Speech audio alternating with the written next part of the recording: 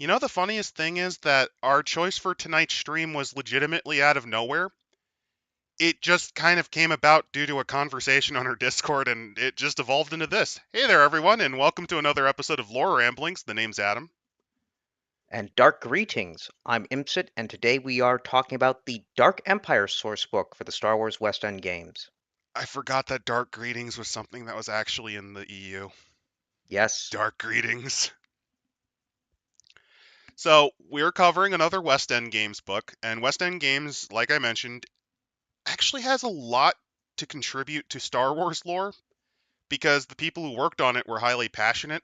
It's something you kind of see nowadays in modern RPG construction, but not when it comes to intellectual property. At least when it comes to entertainment, it's missing. it it was to the point where when they were coming out with stuff for Star Wars, be it the Thrawn trilogy, Shadows of the Empire, Dark Empire, or Tales of the Jedi, they actually coordinated with West End Games Well, to yeah. actually design a lot of the lore.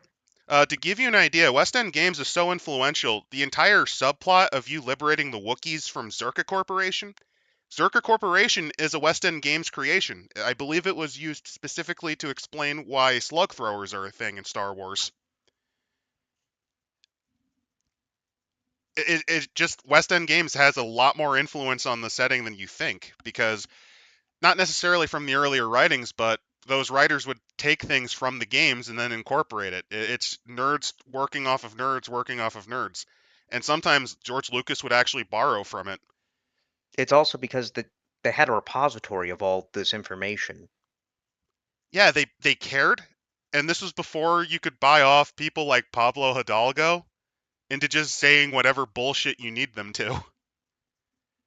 So, speaking of bullshit, today we're going to cover. Um, this one is interesting because it's divisive, but I don't know if it's as divisive as the works post Yuzong Vong. We're covering the Dark Empire source book that West End Games made, which is based on a six-part novel series, and I believe there were comic sequels, which I don't know if there was a novel series. I think it was no, just there the there comic was a series. novel series from what I remember. I could be wrong, but I'm pretty sure there was a novel series of some sort. But Dark Empire, which you might remember as somehow Palpatine returned. And yes, so this came out in 1992. I believe Thrawn trilogy had already come out and a bunch of other books. I think X-Wing was coming out later, but this decided to do something very bold, which was to say Palpatine's back. And it So gets very much into like the ideas of the Force, uh, the actual history of the Jedi. It's sort of the beginnings of that kind of lore that there was a larger history before the Star Wars movies. I believe Dark Empire is also not necessarily the first, but I think it was one of the first that brought Boba Fett back.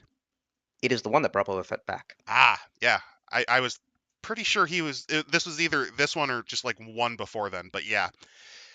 Dark Empire is interesting because you kind of see in it the nucleus of what eventually became Disney's take at Star Wars, because somehow Palpatine returned and no one's ever really gone. Both of those sentiments could be blamed at this. And I just love the cover art for this. I believe Mm, that is from the comic itself. like I said, I could swear it's a book. It's been a long time since I've even They thought about it because I've never been a big fan of Dark Empire. Just the Yeah, notion no, of undoing it is Vader's sacrifice. I know they kind of wobble away back because he's responsible for keeping Sidious from coming back completely. It's but just that still a cop out. it's always been divisive because of that one thing. Yeah, it's just to its detriment. Also, yeah, Luke's costume fucking slaps. I There's love a the reason look why they gave him. it kind of looks Vaderish. I kind of like it though. It's just something you It, don't really think about, and it just looks great. It's like he's honoring his father as he remembers him mostly as, at least in a way, but without being completely like him. So this book is actually divided into seven, eight, quite a bit of sections, which kind of covers the period of time that these comics came about. I think this was apparently the um I guess next big like comic that they were going to do with Star Wars Oh because yeah, this was a big multimedia project. you previously had the Marvel comics Oh yeah, and that's the one that had the then punching glove on the Millennium Falcon. Punching Glove, It also had what's uh his name, the rabbit, the Green Rabbit.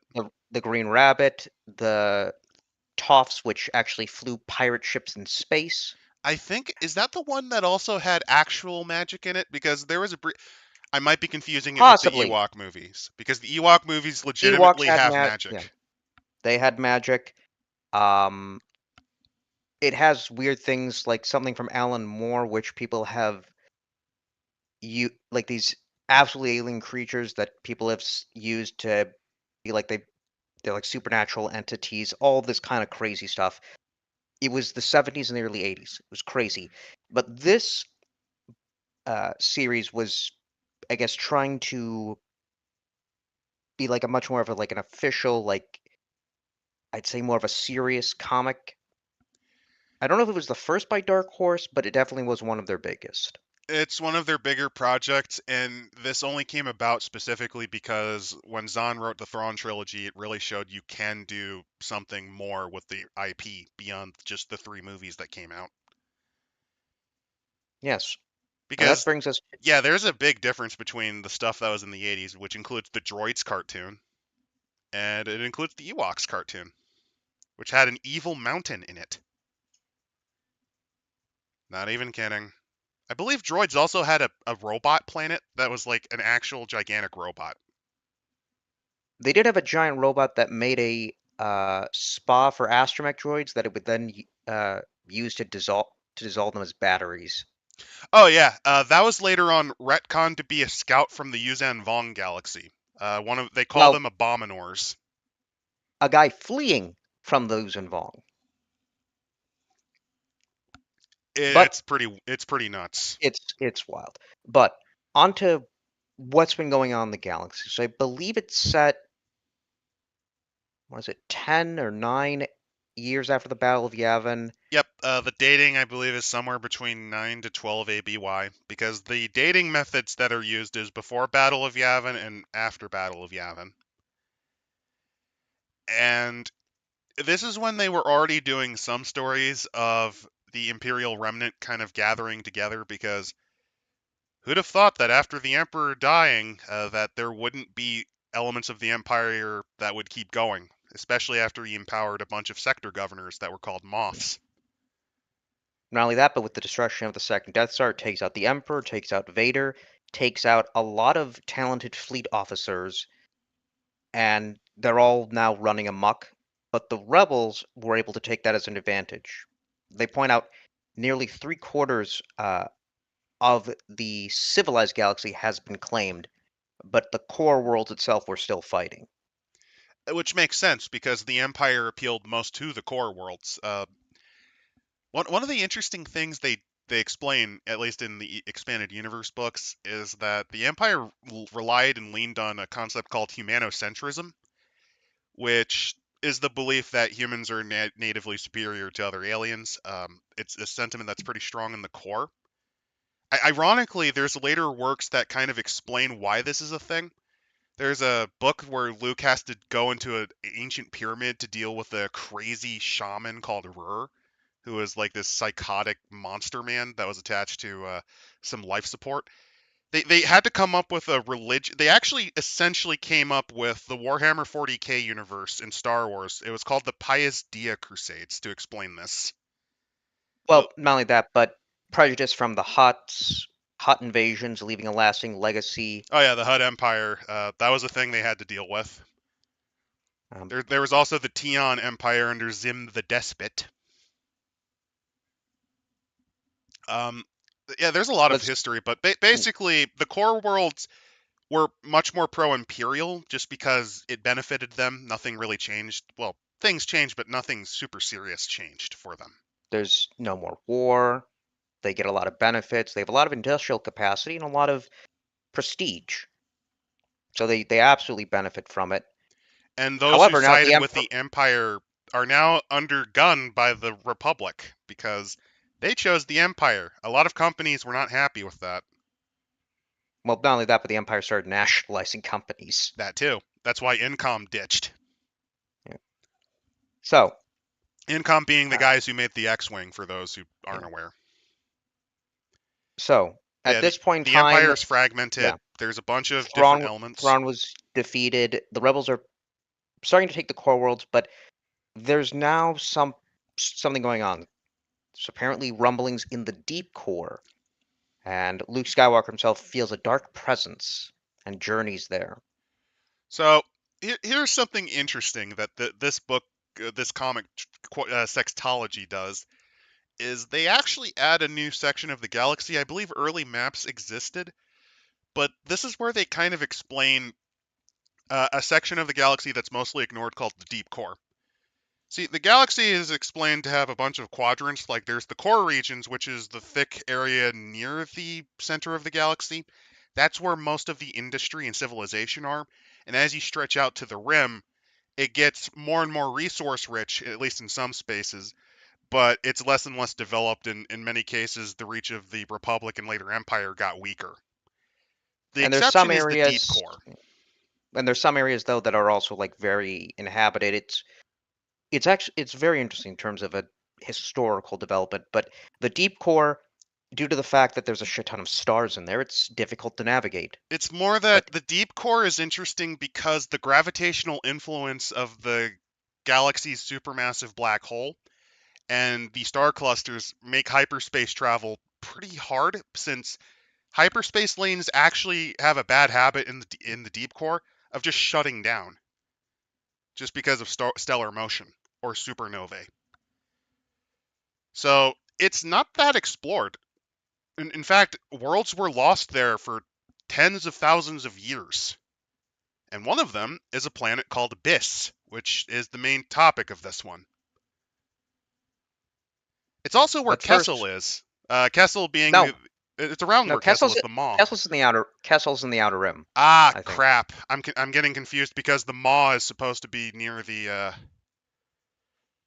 Oh, Kessel The Run mon might that go through the deep core. Okay. I don't know. I don't But remember, but basically that's another problem with the deep core is that there's a bunch of black holes that go all over the place too.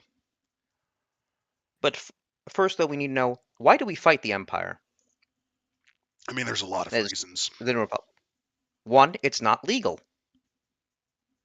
It portrays the trust as being a successor to the Republic. It ignores the needs and oppresses the people when they resist tyranny. There have been no new elections since that of President Palpatine. That's the other Yeah. thing. They call it President, not Supreme Chancellor. Two, it is not moral. It is a dictatorship without genuine accountability. Levies taxes without fair and due respect for the abilities and needs of its subjects. Discriminates against non-humans. It is not socially responsible, as it suppresses free and Korean communication. It is not tolerant and enslaves civilizations. And it must be stopped as a military entity has been defeated in the past, can be defeated presently, and must be defeated wherever and whenever possible.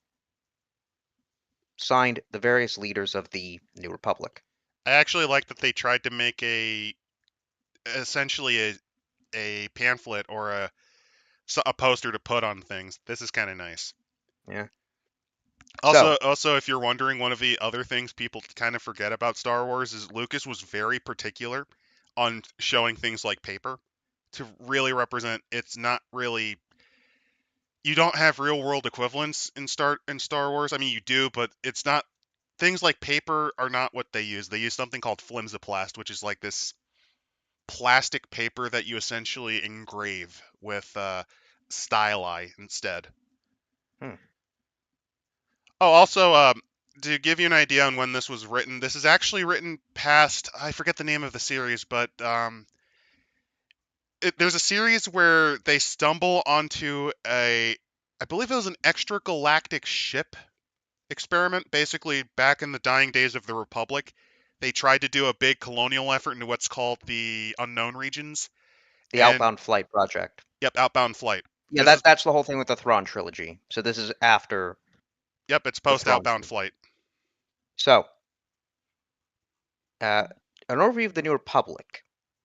New Republic has captured Coruscant, and previously using secret bases, but obviously now it can act more out in the open. It's in the open since the Empire's been decapitated.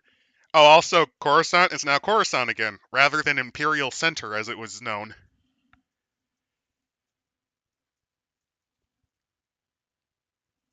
Um, they actually make a point here that formerly Imperial worlds gladly joined the Republic, providing bases military equipment. When the Republic took Coruscant, there were those who felt that the list of safe worlds were no longer needed.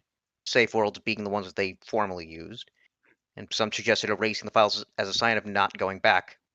Fortunately, they prevailed because, well, the Empire is still out there. And not just the Empire, but other factions were growing again. We have here more information on Admiral Akbar. He's definitely gotten older. I think he's somewhat retired at this point. I don't necessarily know, but yeah, he's different from the period of time of Return of the Jedi. He's still, I think he's still building the New Republic Navy. He's not a direct admiral anymore. No, At he's least not. he doesn't go on the open battlefield anymore. But then we have Luke Skywalker. Yeah, you're right. It's a comic. Whoops, I was confusing it with another media project. Yeah. Um, so actually, in the story of Dark Empire, uh, Luke goes to Biss and actually joins Palpatine. He assumed that he could defeat the dark side from within. Which But is interesting because George Lucas kind of uses that as, at least when he remembers the character, he uses that as the motivation for Yan Dooku, who was played by Christopher Lee. It's yeah, interesting that he borrowed from that at least a little bit. uh, but the problem is, well, you can't do that. No one really has ever done that in Star Wars lore. You can be embraced by the dark side and then reject it, but you can't defeat it from within. It's kind of a weird idea. I I think this was mostly used to try to explain the notion of how the Sith operate, or at least how the dark side users in general operate. I don't think actually the Sith term is used yet. It's not, but you get what I mean. Yeah. Thankfully, though, in the story, Leia, who's force sensitive, uh, saves him from fully going to the darkness. Yeah, that's another aspect for this sextology that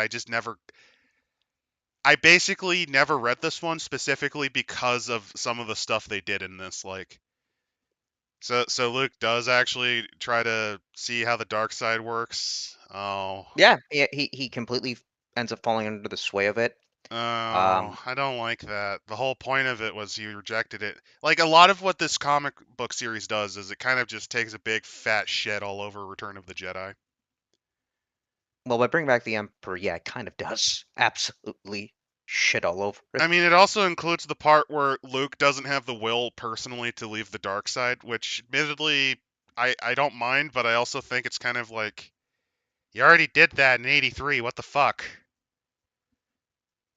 Well, he kind of actually didn't know. It was he didn't defeat Vader or Palpatine. It was Vader that killed the Emperor. He did, but I just I don't like how they It handled is this, odd. Leia, though, is now becoming more of a Jedi. She which is interesting. actually she travels, ends up meeting an old woman in Nar Shaddaa, Oh, who is I an know old who this Jedi. is. It's yeah, this lady. She's like a crackhead. She's like a Yes, gajillion-year-old crackhead. Vima da Boda, and tries to learn more about the Force. finding a holocron and everything. So it's her taking on less of a diplomatic role or family role, instead being more of, well, a Jedi. Which is interesting, but at the same time, the more you think about this comic, the more you start to understand what the fuck Disney did in the sequels, don't you? Yeah. Yeah. Uh, And the more you go, why did they pick this one out of all of the exactly. options? Because this was already a little bit. It's not necessarily as divisive as the Yuzong Vong arc was, and it's nowhere near as divisive as some of the other stuff they did near the end. But why would you pick this as your choice? Was it just because of Leia becoming a Jedi partially? Was No, that it? it's because they put themselves into a corner and they had no idea what to do. Well, George Lucas gave them an outline. You could choose to reject most of it, but you could have used that as the template, at least partially. Not not by the time they got to episode 9, not when Ryan Johnson had ripped apart whatever mystery box Abrams made for episode 7. So, Johnson's an asshole, but you gotta give him respect for murdering Jar Jar Abrams' career. Have you ever heard of the tragedy of Darth Abrams the Foolish? He that was a was man that thought you could create story from nothing. By manipulating the midichlorians, he thought he had the power over making others do his work for him.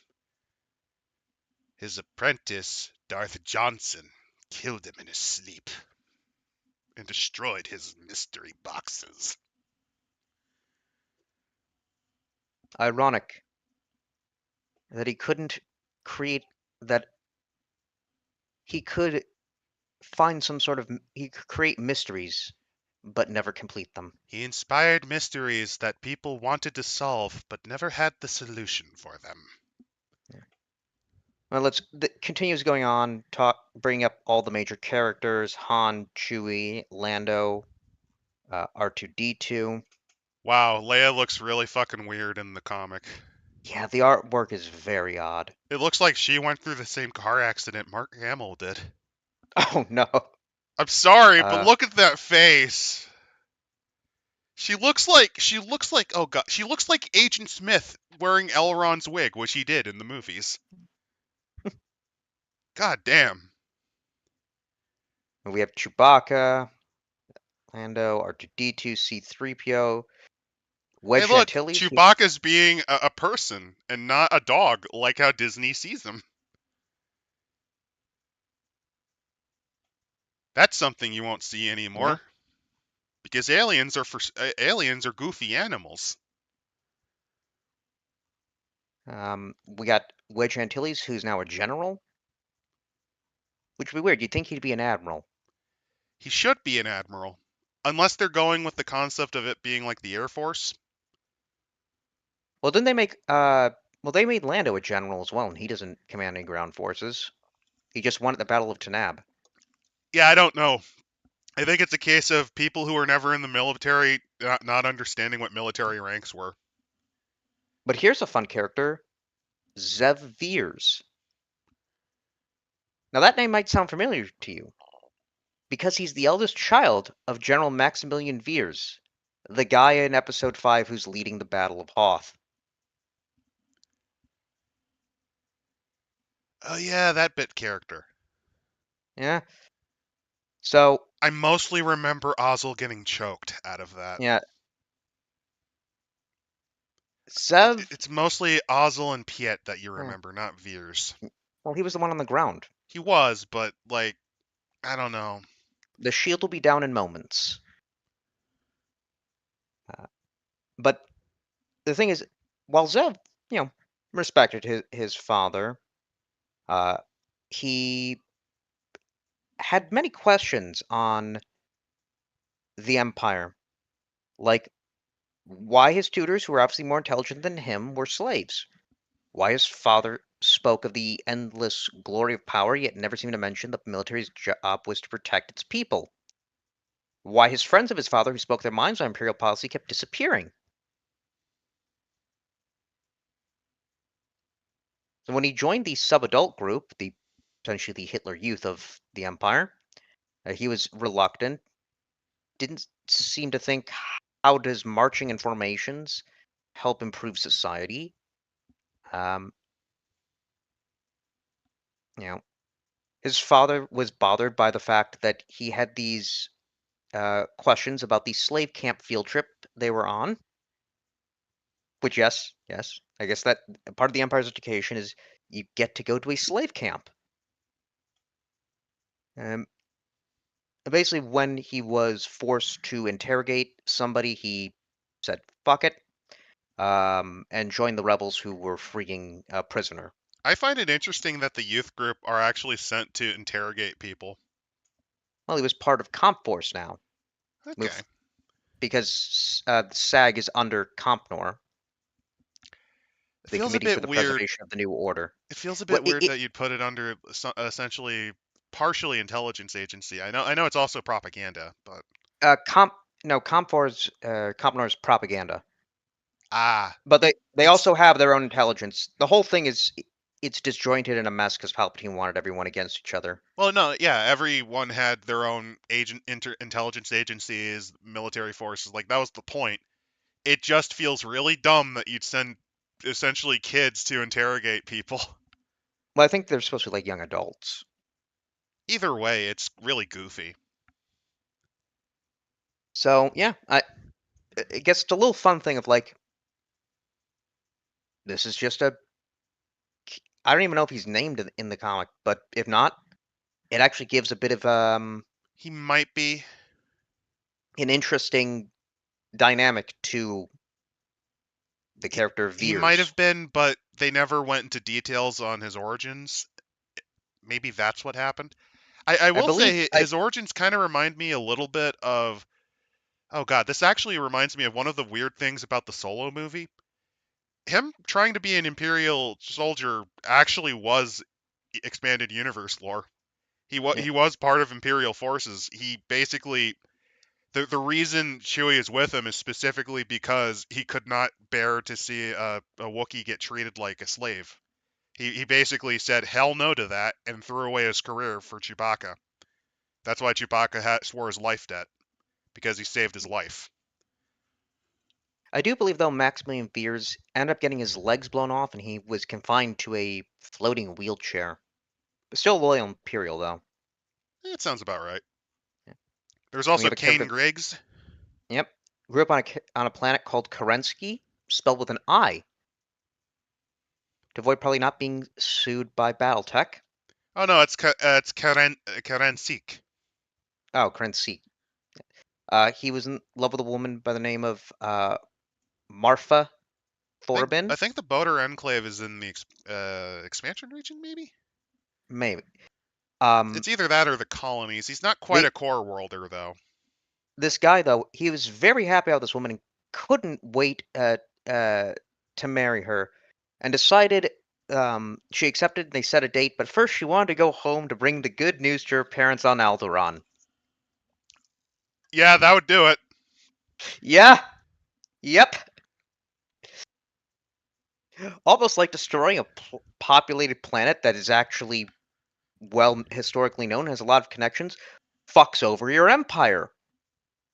Who'd have Tarkin, thought? you idiot.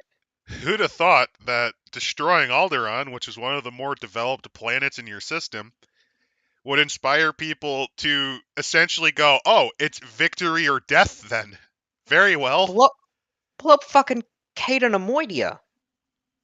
Oh no, no. Blow up. Oh, if you're wondering what happened to the Nemoidians, their fate's actually pretty fucked up. They were forced to watch as the Empire essentially poisoned their grub pits and watch all their children die. They were Blow up basic. Kashyyyk. They murdered all of their children. Why don't they just blow up Kashyyyk? Why a human planet? Oh, I know why they didn't blow up Kashyyyk. It's specifically because I think they're the wood from their trees. Oh yeah, that's right. It's valuable. Let's. Although Uh, wouldn't Alderaan also be extremely valuable? it would, but they wanted to send a message. It was to send a message. Let's see. We have other characters. Some Celestins known as one Hubo Neva. Sign Snoob.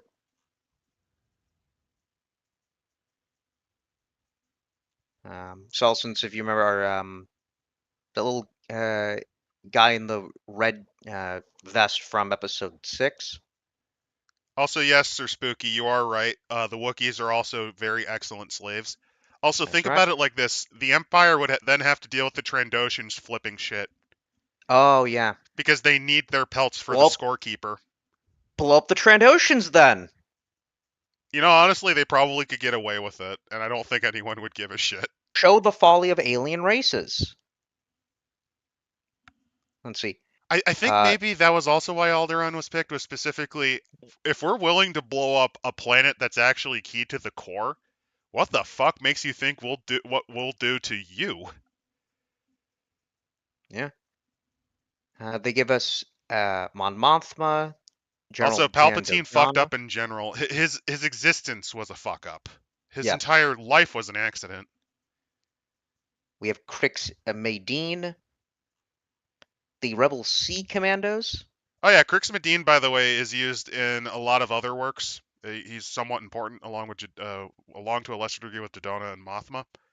Also, one of the few credits that you can give to at least season one of the Rat made Andor. It's the only time they made Mon Mothma not stupid. The guy, even though he hates Star Wars, kind of had this thought of, I want to make the characters based on what they actually are supposed to be, and he actually has the plot change based somewhat on how the characters act, which is what you don't see in modern writing anymore. Yep. Modern writing is, I have the plot, so how do I get the characters to get there? But I do like this though. The Rebel Sea Commandos. They're a naval. They're the fucking Navy SEALs for the Rebel Alliance. Well, I mean, there are ocean worlds like Mon Calamari. Yeah. And actually, that's what the image is of them boarding a World Devastator. What is a World Devastator, you ask? We'll find out later.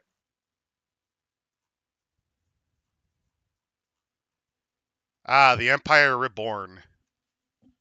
Citizens, do not be fooled. You have heard accusations from rebels, accusations of atrocities, of war crimes. They create these to deceive you.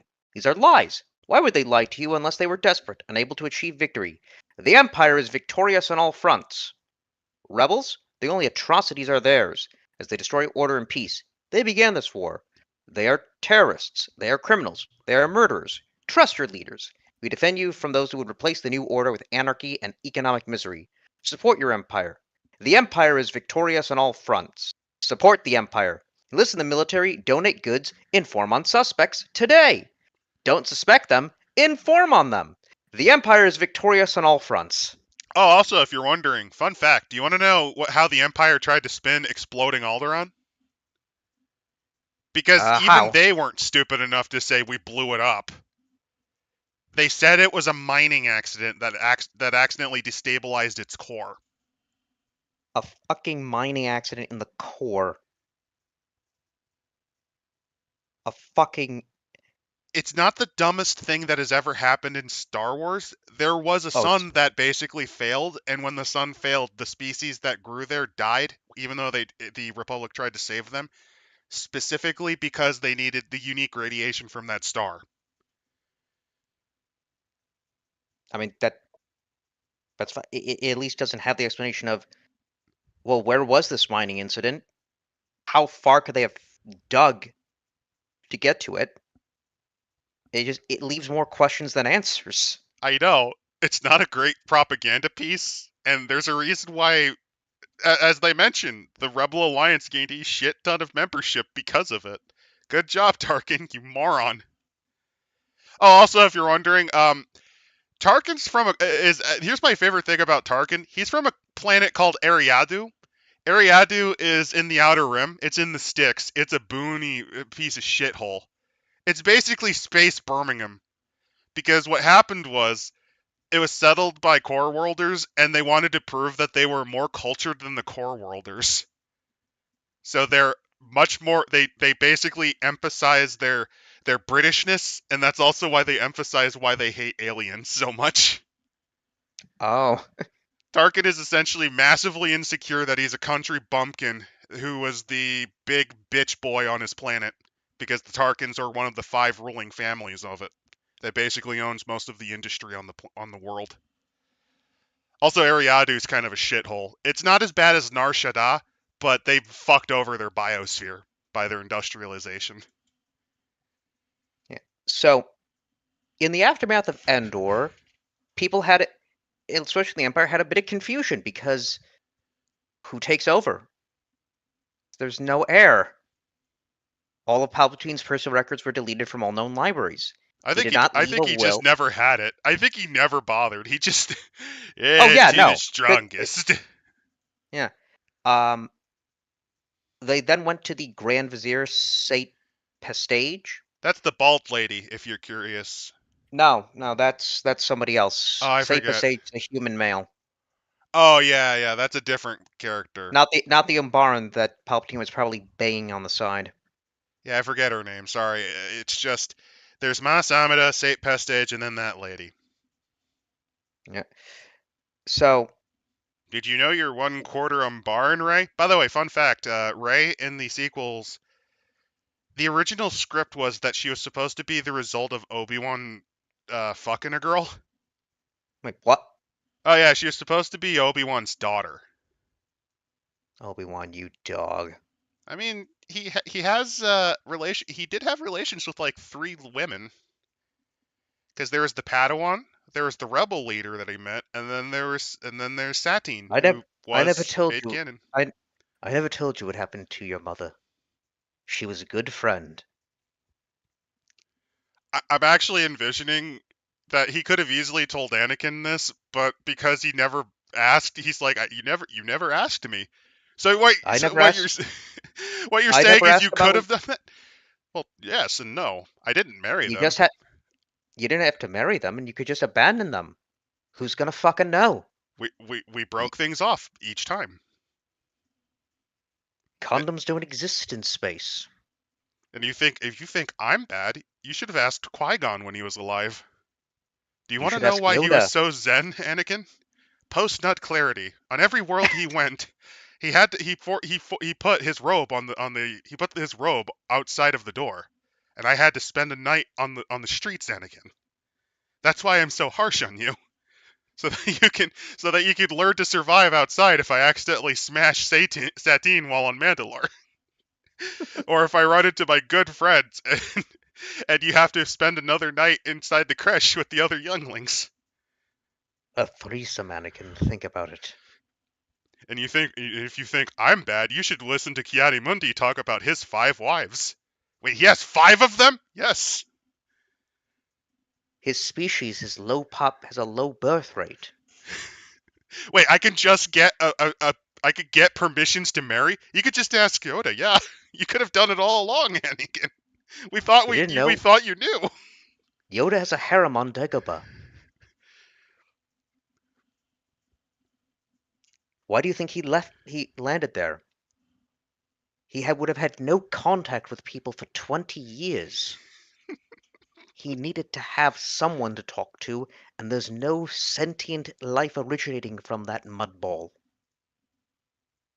See, He the planned it all attachment out. rule is more of a suggestion.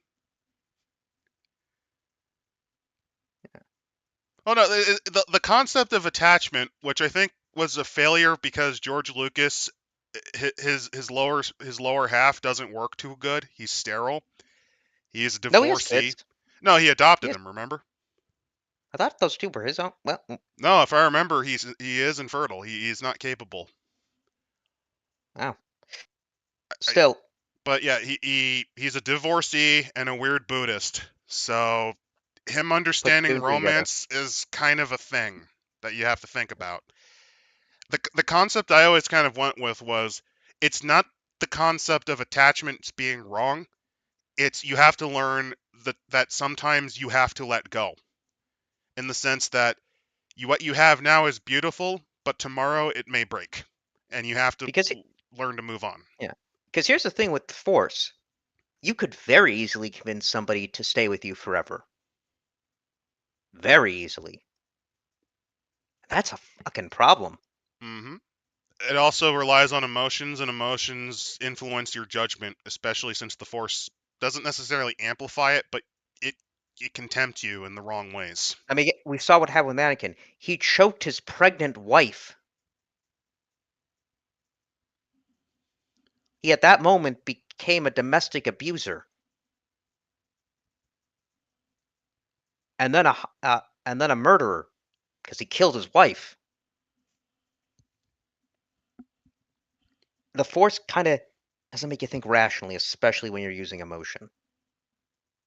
But back onto what would happen to the Empire. So It people kind of thought, exploded, and it yeah, devolved into essentially warlords yes, and Sate's booted out to Biss by the other Imperial advisors. because he was a toady. Uh, Sate, yeah, Amida, and the Umbaran, all of them were pliable stooges. Essentially, they didn't really have power. um, Oh no, mind tricks are fine. Like, yeah. remember the time Qui-Gon tried to forcibly ruin Watto's business by making him take credits that are no good in the Outer Rim? That's Well, he could have been essentially saying that. theft, but with justification. Yeah. So you had though the these different task forces going around. They had no coordination.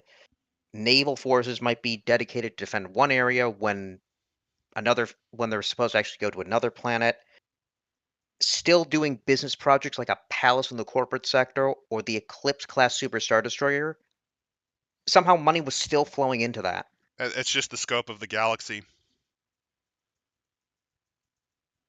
Some people were trying to negotiate the uh, with the rebels, including this one Admiral uh, Belt Oxtrone.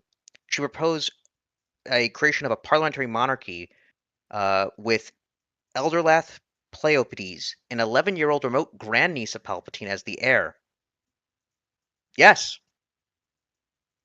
this Rey's name should not be Rey Skywalker. Should be Rey, whose name is Elderlath Pleiopeides. I'm surprised they didn't just murder Watto. Like, who gives a shit?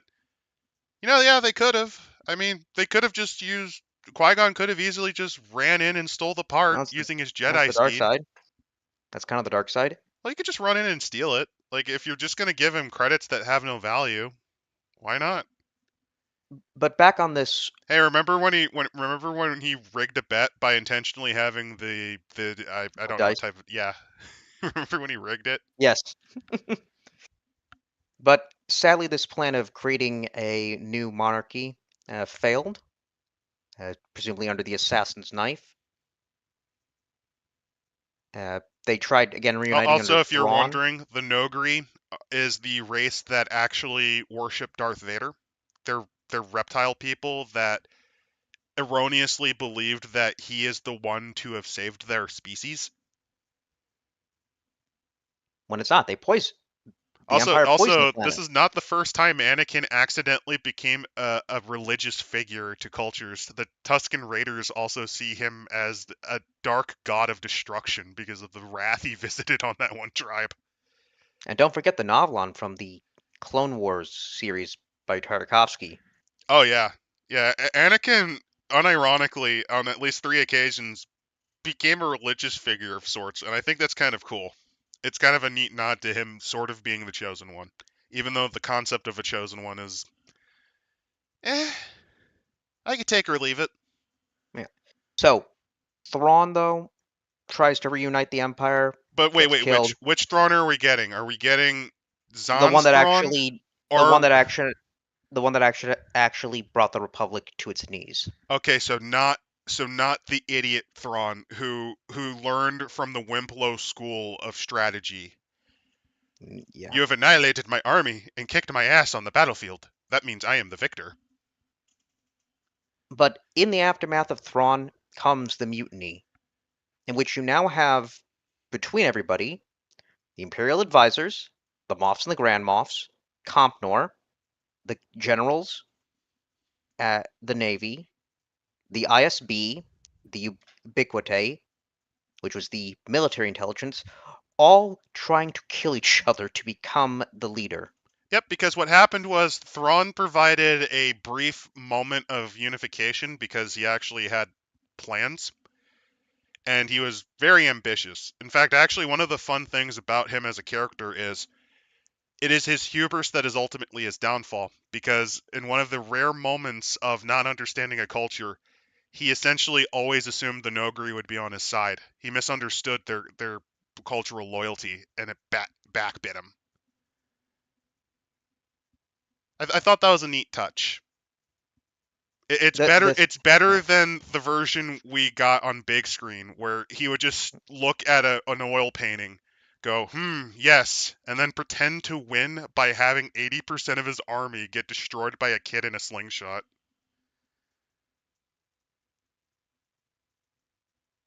That is how stupid people write a guy like Thrawn. It's very unfortunate. So, however, all of this chaos that was happening in the galaxy, that was by Palpatine's design. Oh yeah, he had a concept. Another thing Disney did, but fucked up. He basically said, "Yeah, if I die, I'm taking the galaxy with me." Project Ruin. He drew those who were going to be loyal and powerful to him. Uh, he had everybody else basically fighting each other and trying to see who would be the victor. He was purposely redirecting fleets, and he was actually the one still building up all those wasteful projects because he was coming back. He also had a plan to annihilate calamari with the use of the World Devastators, which, unlike the Death Star, actually consumed all of the elements of a planet to then manufacture new fighters and ships. Which I think you see a little bit about with Epiplan 9's Exegol thing with the stupid Star Destroyer thing he did. Yeah, except that's actually just blowing up planets by just putting star destroyers with lasers. But we get to It's act. really weird though to see Yeah. how much Disney looks at it and then says, "Let's try to make it our own." Oh God, we fucked up. It's really weird. It's really neat to kind of see where they borrowed from and then kind of boggle at how they fucked it up. Something else they also ripped is the idea of that he had died before. Yeah, he always had clones, according to this. But because he didn't have any near him on the second Death Star, he had to spend over a year drifting through the maddening void of the dark side and nearly disappeared forever. But he came back. Also, that is something to note with the different aspects of the Force. On the light side of the Force, you do eventually dissipate, but you become one with it. The dark side just straight up fucking eats you. And it actually does to Palpatine. His clones routinely age and die, and he has to replace them. Because he died, and the clones can't contain him. And it turns out he was upset that Thrawn chose to um, basically declare himself emperor. Uh, he realized that this is because he had Joris Kaboth near him, and that he would be in that only an insane Dark Jedi would violate the Emperor's ban, ordering them all into silence years ago. By the way, if you're wondering who Joris Kaboth is, he's the guy from the Outer Reach program, or I always forget the name of it. Uh, he was the Jedi who essentially organized it. His dream was to essentially build a government away from the Republic because the dude was a delusional asshole who saw Force sensitives as superior to those dead in the Force, which he saw as shit. And he wanted to make a tyrannical dictatorship with him in charge. And essentially, I think he actually tried to do some weird eugenics project to make all Force users or something. Well, he made clones of Jedi, like Luke and Luke. The difference is that they have an additional U in their name. And if you're wondering why they did that, that was just so that you the reader could understand who's the clone and who's the original. That wasn't like a flaw that they had. That was just to help you understand since they didn't know how to express that. There's Creamy So Sheev right there. yeah, Look at him. and then his youthful version. Oh yeah, he walks around naked a couple times.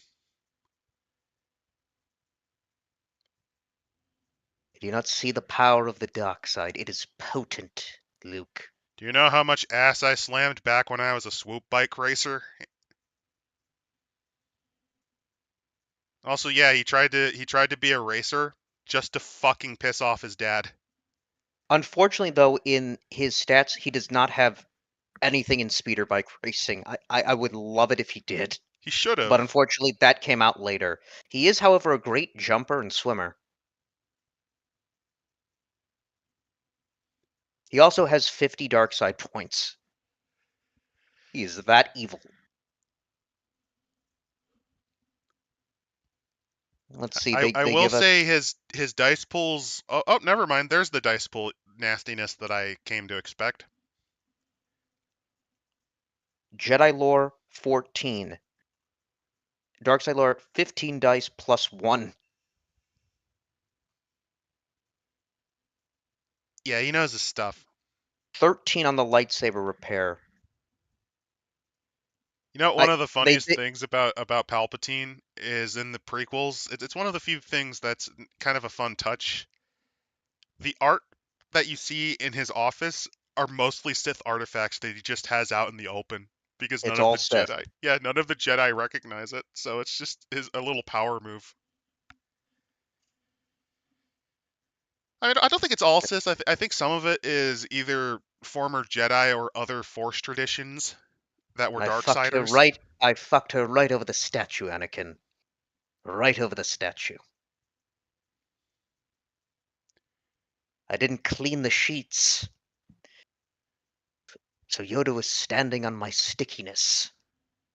It was a power move, Anakin. I made a Only through the dark side can you learn how to do that. I made a point to pee on that desk hours before Yoda showed up, just so that I knew, just so that I knew he stood on my waist. Do you want to know how much I hate the Senate?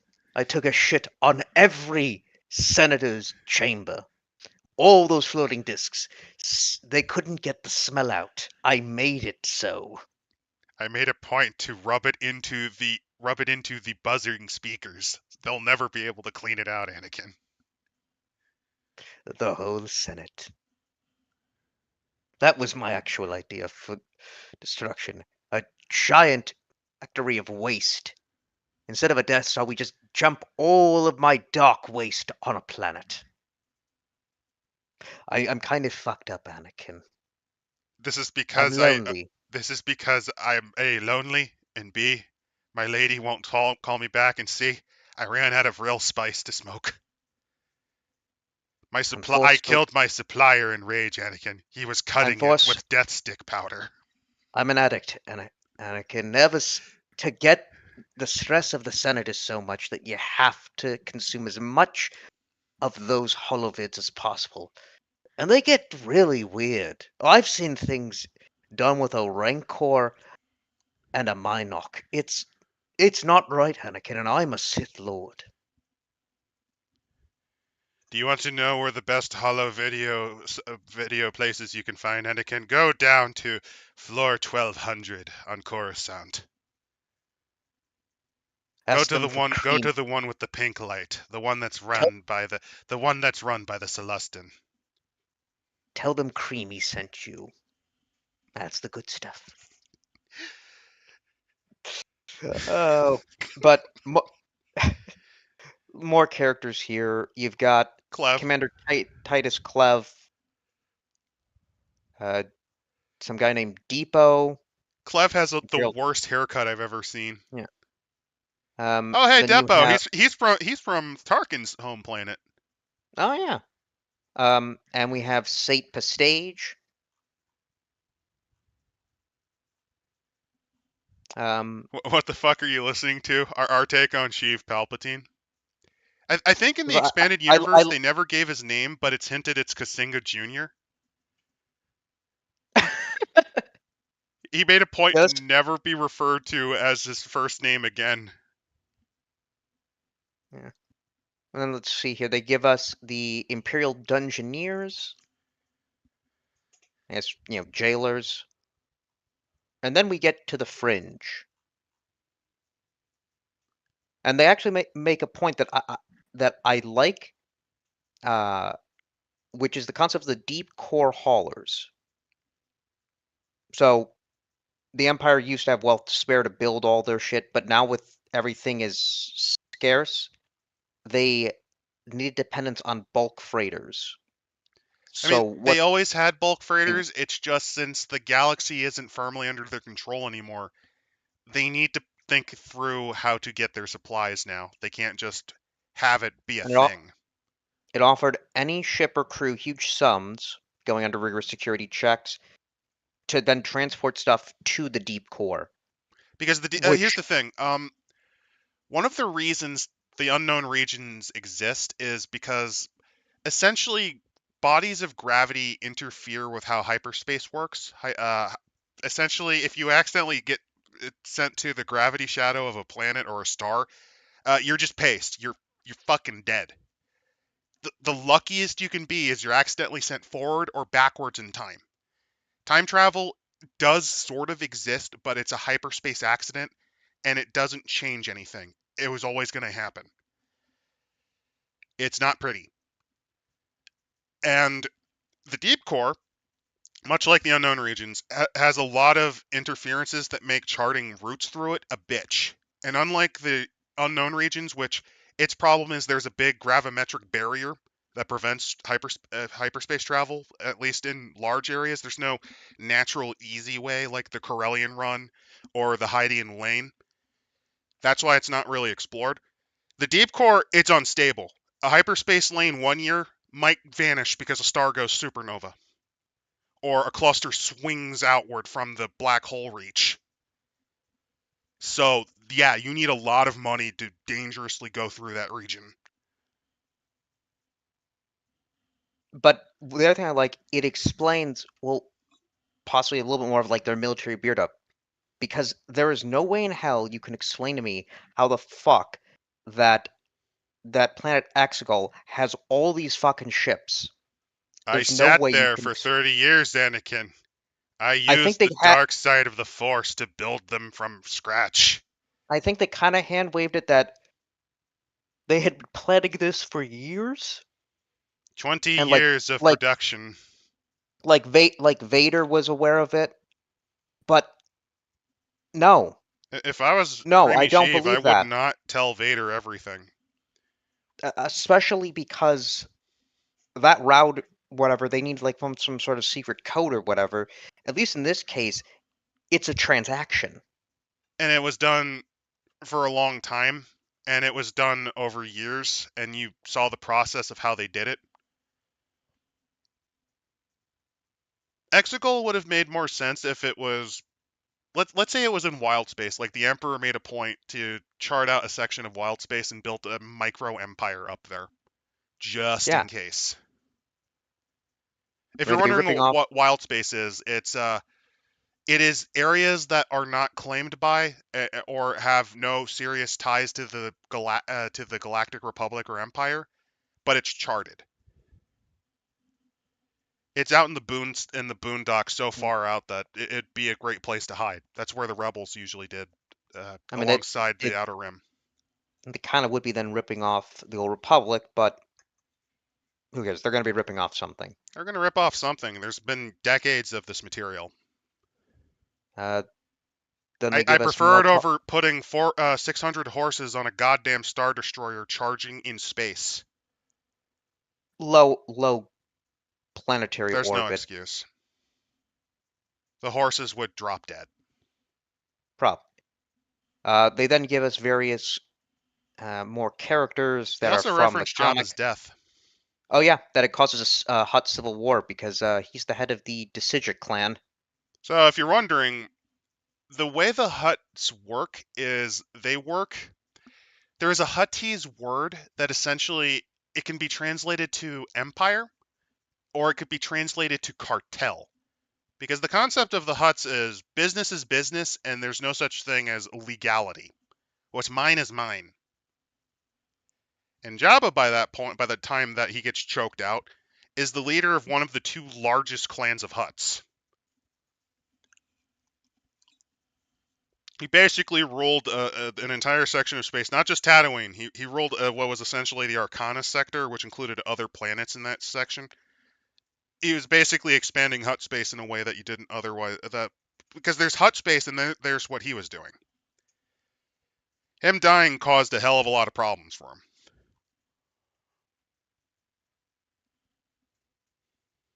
We outsourced building the Exegol fleet to the Chitarians. They live in the next galaxy over. Actually, that could have worked. There are close like smaller galaxies nearby. Yeah, in the expanded universe, the galaxy actually has 4 dwarf galaxies that orbit them as companions. There's the Rishi Maze, Yeah, there is Clan that's where Camino Arbek, is. and there's a couple of others. You could have just had that. Bash, I think. Yeah, but they give us also some more characters that are from the comic. There's Mako. But I think what we should get to is the bounty hunter section Bounty because hunters are the spice of life, and I don't because it mean that type of spice. starts off with the line that brings him back. Boba Fett, the Sarlacc found me somewhat indigestible, Solo.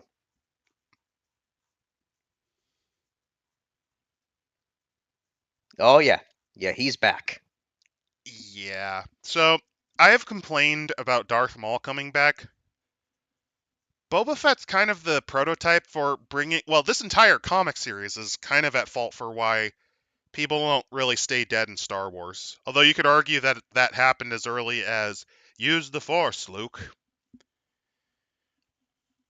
But with Boba Fett, at least there's the excuse he was wearing his armor when he was eaten by the slow digesting plant monster. Also, yes, if you're wondering, Sarlaccs are. They're actually closer to fungi, but they have traits of both animal and plant. And that 1,000-year digestion thing was correct. Jabba's death was an economic and political nightmare. It was. He was legitimately. I think he even had the title of like major domo of the tattoo system or something. He basically ran the planet. But so here's the story of Boba Fett coming back. He got saved by Dengar, the guy wrapped in the bandages that you see in episode 5. That's with all the bounty hunters. And apparently, you know, Dengar was kind of just recovering, I guess, from too much Zeltron spiced wine. Also, if you're And wondering, Zeltron, I believe they come from the colony regions of the galaxy. It's the first expansion of the not colonies. They're from the Inner Rim. they're Basically, they're yeah, they they're expanded hedonist outwards. party. They look like Yeah. humans, but they got red skin. They party hard, and they're empaths. They're like Yeah. betazoids that do crack. So Dengar Who really apparently fucking hates Han Solo a lot. If I apparently remember with right, he the really fucking hates Han. yeah, they have some beef. Um, but apparently, obviously, the message came out: Jabba's dead. He thought the Tuscans got lucky and were coming to finish the job. The rest bought that Gamorrean's dreck about Vader in disguise. I mean, how would the Gamorrean know it's a dude with a lightsaber? That had to be Vader. I think that's Yeah. reasonable. Any thought of a rescue party died as a time computer virus crippled the dungeon's computers, and hundreds of Jabba's worst captives ran amok. So, this is actually a nod to remember the torture droid that was going through R2 and C3PO? Oh, That was her gambit to actually hijack the droids. Essentially, she, like IG-88, was planning some, not necessarily a droid revolt, but becoming a power broker. Essentially, when Jabba died, that was kind of her scheme. whose scheme? I forget the name of the torture droid, but basically, she was a medical droid. She was a medical Oh, droid that You know when they're getting processed and the droid That tells C-3PO, you better hope that he doesn't kill you too quickly. He doesn't like bad translators. didn't know that was a woman droid. But yeah, But basically in yeah, lore, it's a minor character, but in the expanded universe, it's a medical droid that was accidentally given an interrogator and torturer droid personality matrix, which was illegal. She was part of a short line of medical droids that had to be recalled. She managed to escape. but so Dengar though went out to search the wreckage, and he finds first of all that the Jawas immediately climbed over everything. I mean, wouldn't you? But he found one person, Boba Fett, I believe he lost an arm due to digestion. perhaps without armor or clothes. Yeah, he got And fucked it, up pretty bad from yeah, that. it. Here's how he survived. Most people went that tried to escape because here's how the Sarlacc works. It, I think, puts um like it makes its blood mingle with yours. It So works like how a fungus digests wood. yeah, Mycelial cells essentially puncture through and slowly absorb your nutrients from you. yeah, there were sucker marks attached to his arteries and veins, and so his blood was being exchanged so they could slowly digest you. I think the But concept is whatever falls in the Sarlacc's mouth includes things that could be processed by them. It's essentially sort of like you become the gut fauna for the Sarlacc. but most people decided to escape by climbing up. Fett's idea? Make his own tunnel. So he fucking Shawshank Redemption his way out of the Sarlacc, which I like. Makes sense too. He he says they all tried the obvious way out. I didn't. They all went for the opening. I made an exit.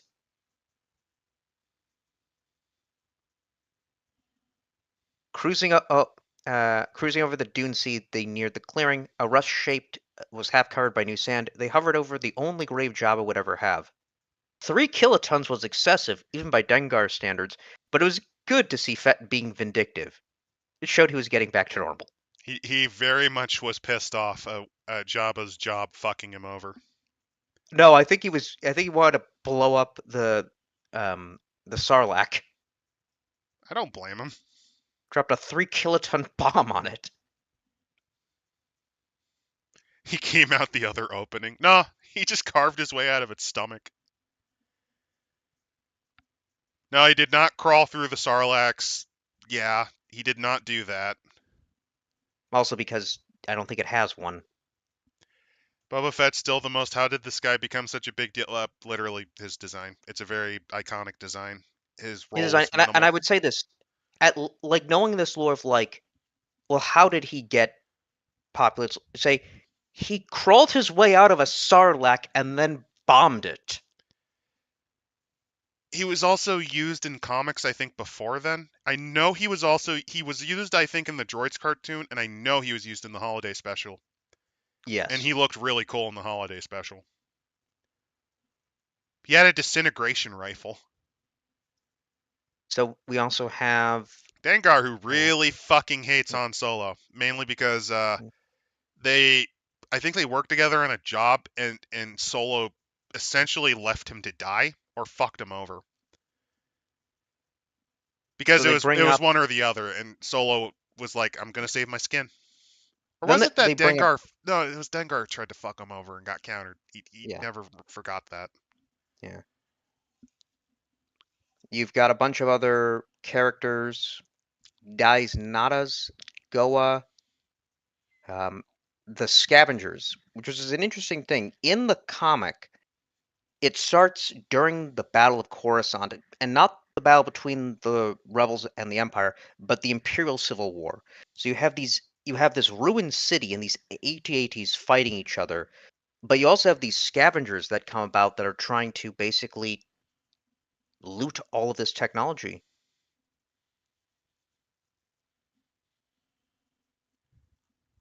And they also had this wonderful thing, the Cyborian battle dogs. A product of genetic and cybernetic engineering from the heavy grav planet of Cyboria. Oh, they look cute. They remind me of ack dogs. Because there's a reptilian creature that's also called an ack dog. They remind me of them a bit.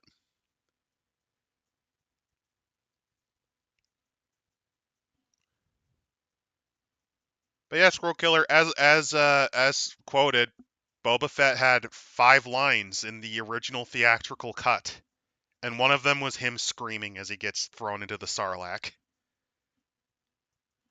He was a bit part character that was in 2 movies, and he, for some reason, really stuck out.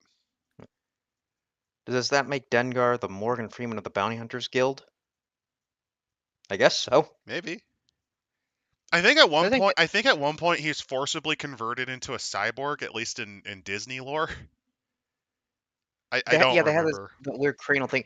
But no, it was Bib Fortuna they got turned into a Bamoran monk. One of those spider things with the brains in them that are in Jabba's palace. Because that was their palace originally. Yeah, and Jabba made them serve booze.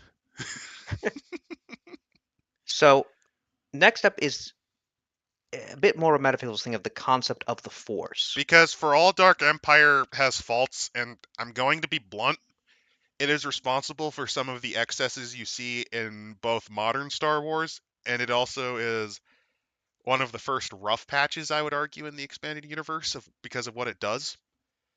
It's also one of the first to really expand on how the Force works. Yeah. So, the way they depict it, the light is positive. It is bound by the essence of living things, peace, harmony, and knowledge. It is inherently communal in nature. The dark side is force of entropy and destruction. The light side represents the living aspect of the Force. It is the being of This, yeah, existence. The dark side is essentially death. this, this is though a deviation from what Lucas wants, which is that the dark side's a cancer. It's a corruption. The book here is saying, though, it is a part of nature. Not inherently evil, but evil comes from its irrationality, its intolerance, and its lack of control. Yeah, Lucas, the way he saw it is that the dark side, as in the way it was, is there was a dark aspect to the Force because the Force is all beings, but its presence in the way it is constructed was ruined by thinking beings. Essentially, through the efforts to try to control the Force, you created this malevolent entity in the dark side. There And that they're always was a outright, dark aspect to the Force, but the dark side is not natural. yeah, and they're outright saying that that there's supposed to be a cosmic balance, which I think has gotten us into a bit of a problem where we get the whole gray Jedi thing, and that it's okay to use the dark side. And No, it's twofold. I am on Luke's side with this. No, as cool as it is in the video games to do force lightning and all that stuff, no, the dark side is inherently corruptive and you should not use it. So the whole gray side bullshit, the whole it's twofold. The first is, isn't it cool to both be able to use the good aspects of the Force while also blasting someone with Sith lightning or choking a motherfucker out? It's the cool. My character is awesome because they can do that. The bad writing aspect. The other is just intrinsically failing to understand what bringing balance to the Force was supposed to mean. It's twofold. It doesn't help that the current people writing at Disney, I'm looking at you, Dave, never improved as writers ever since they first touched a pen with Avatar: The Last Airbender's first season. I genuinely don't think Dave Filoni has improved as a writer in the past 22 years he has worked in the field. I don't Also, think he's been thanks to able to. Dave Filoni, his well, it's not just him, him and George Lucas. Thanks to the both of them, he has accidentally proven that the Jedi are pants shitting retards who should have been fucking murdered, who were deservedly murdered by Order 66. Because by the end of season 6 of the Clone Wars cartoon, they had more than enough data to know, wait a minute, Darth Tyrannus is Count Dooku. He's the one that commissioned the clone army. clone army had a guy shoot the Jedi, and there was another clone that said he went crazy. Palpatine lied about not knowing who Sifo Dyas was because he accidentally revealed that his death happened before he was Chancellor, which he wouldn't have known since Yoda only guessed at it being from 10 years ago. Ergo, it's pretty clear that the Sith control one side, and we actually on some level believe that the Sith control the other. Therefore, we're being used as a pawn in a Sith war. They don't think that. They just kind of say, we gotta win the war as fast as possible using clones that were made by the Sith. Do you now understand why I think the Jedi are pants-shitting morons who deserve to die? At least according to both Dave and later and Lucas to a lesser degree. Yeah, I can definitely see that. That's on them. That's the level of dumb that they did for the CGI cartoon. Also, Nicholas does make a good point of that the original characters end up turning into archetypes for their species. Yes. The exception actually being that Boba Fett kind of doesn't fully influence how the Mandalorians work, mainly because of one lady and her name's Karen Travis. But that's a whole discussion for another time. That is a dumpster fire nightmare that will cover maybe never. I don't know. It depends on if West End covers them. I don't think I they don't do. think they do. So, though the talk about the light side of the Force, so they actually bring up the Jedi were not the oldest, but they're the longest lasting light side order. Yep, the No one Jedi knows where they Bendu. That's where they evolved from. no one knows where they came from. They may think it's Ossus, but it's not known why that planet was abandoned 4,000 years ago. Okay, that's actually fun for two reasons. The first is later lore actually clarifies that the Jedi do come from the deep core, from the planet Typhon. A bunch of sages that had force sensitivity gathered together to discuss the nature of this energy field that gives them insight into life. That's where the Jedi hail from. But Ossus is actually a nod to Exar Kun, one of the most notorious dark side users ever. He almost pulled a Darth Nihilus with Ossus. He didn't Well, quite he did. kill its biosphere, but he came close. He blew up its sun. He did not blow up Well, its not. sun. He blew up an entire collection of 10 stars that were nearby that irradiated the planet. Oh, It barely survived. There are natives to Ossus. There's not many of them left, and they are the shattered remains of the Jedi that had an academy there.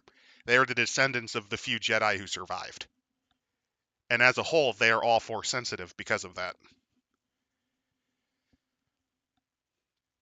They did not have a civil war in Typhon, Nick. Eventually, it does set the stage for the first war between Force users, though, because there was a faction that advocated for the Bogan, which is the dark side, versus those who advocated for Ashla, the light side. The Bogan users would eventually lead what became known as the 100 Years of Darkness, I think, under Leto? hell. No, I think it no, was. no. There was an organization Oh, before the Ajunta first Paul. Sith. Ajunta Paul. Yeah. That guy. Also, yes, Wagner, you're right. That yes, that characters like Kyle Katarn, Plo Koon, Major Surik used the dark side, but they stayed on the good side. So there is a possibility, but I think you need to be of extraordinary will. I'm surprised he used Which, Plo Koon, although I'm not surprised because that seems like something Dave added to him, because that's more Mace Windu's thing. well, no, wasn't Plo Koon in what was it in the Jedi Starfighter? And That might have you been can where he use came from, yeah. lightning in it. Mace Windu also Yeah. uses it because that's how his combat style works. Vapad is legitimately him studying from, I believe it was Sith Blade Master technique and modifying Juyo so that he uses essentially his rage as a force. Also, But ironically, just because Samuel Jackson wanted his lightsaber to be purple, it kind of fits for the character because purple is a blending between blue and red. yes. I think he Uh, he accidentally gave a pretty he. It's just a neat touch that it was done because he wanted his lightsaber to be purple, but it's like surprisingly fitting for a guy who then I uses the dark side a little bit. yeah. Then I believe we do have I think maybe the first reference to the concept of the holocron. Yes, it's not the first, but I think it's one of the first. Yeah. I think it might have been And used elsewhere, but this is one of the and first. this was the holocron of Bodo Boss, the Gatekeeper. He was then the possession of Ashkaboda, a famous Jedi Knight that was then slain by the Emperor.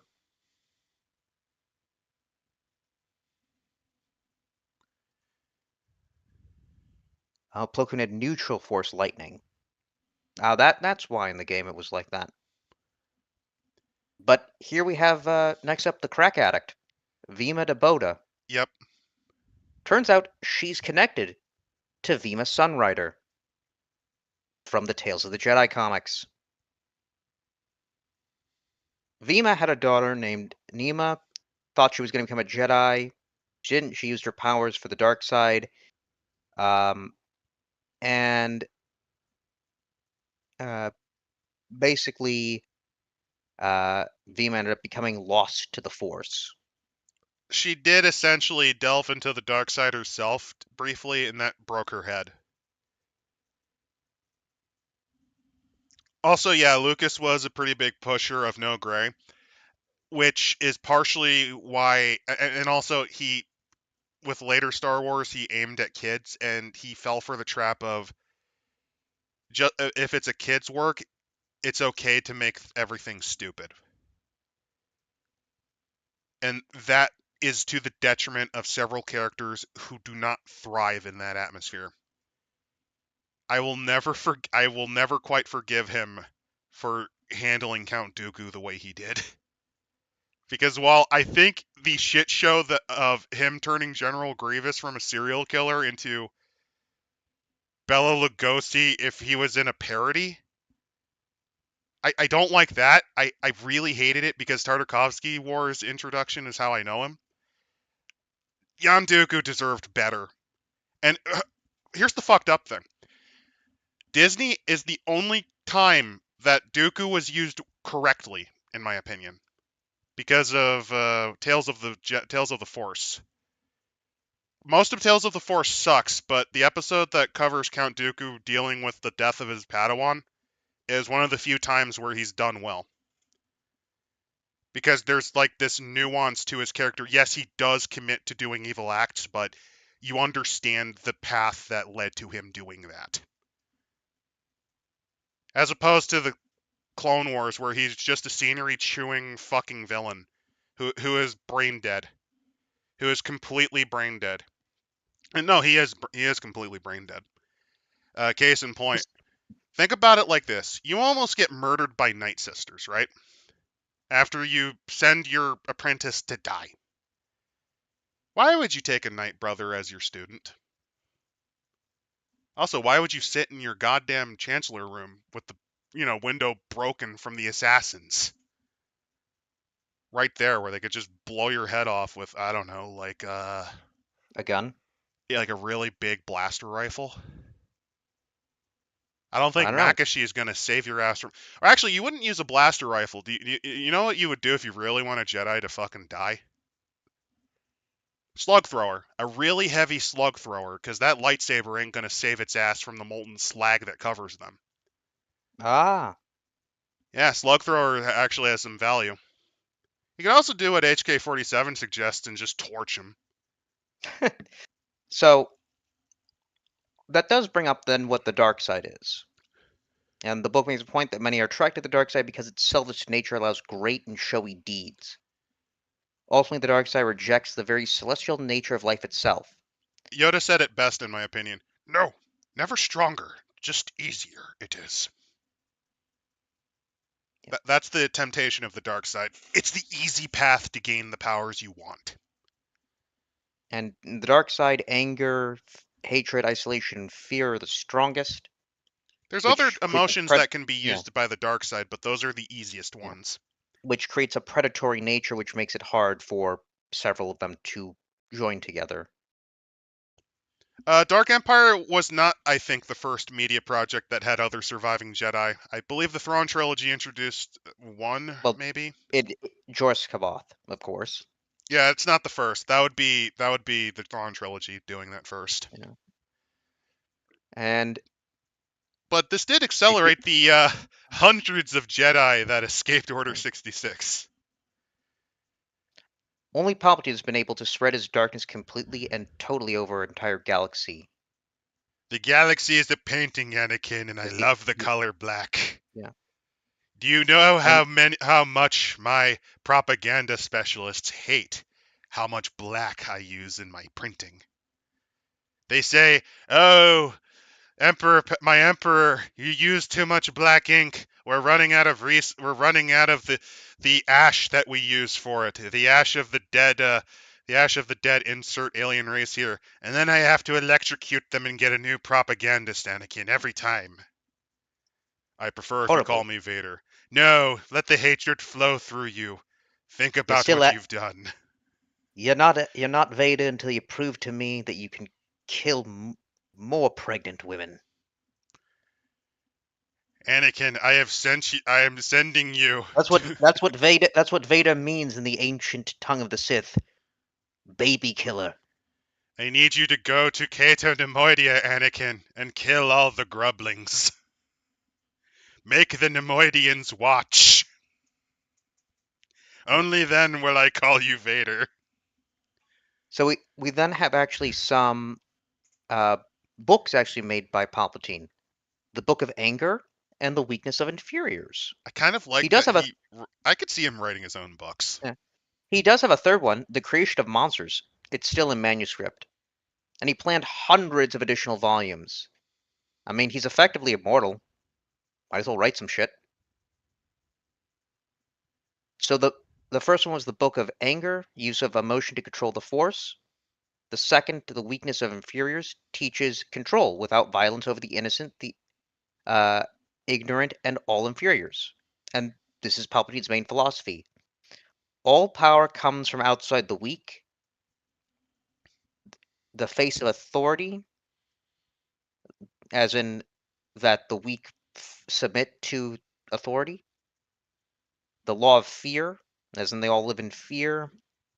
And the mere suggestion of violence inspires obedience. And that the weak do not understand the Force. The Force of the ultimate means to gain authority over the weak. The weak do not understand the Force. The weak do not sense the Force. Therefore, how can they understand or use the Force? It has been said that anyone who knows the ways of the Force can set himself up as a king on any world where only he knows the ways of the Force. Any Jedi could do this, but the Jedi, fools that they are, adhere to a religion in which the Force is used only in the service of others. This is later on retconned by the concept of the period of the Jedi Lords. Well, yes, Basically, before but the they will still Rusan do. Reformation, the Jedi could do things like hold land and sometimes set themselves up in service of the Republic as governors. But it's still in the service of others. I To think on more than Palpatine, one occasion they did become kings of planets too. yeah, it's that. Well, why would you do that? You have the power of a god. Why would you not force others to submit to your will?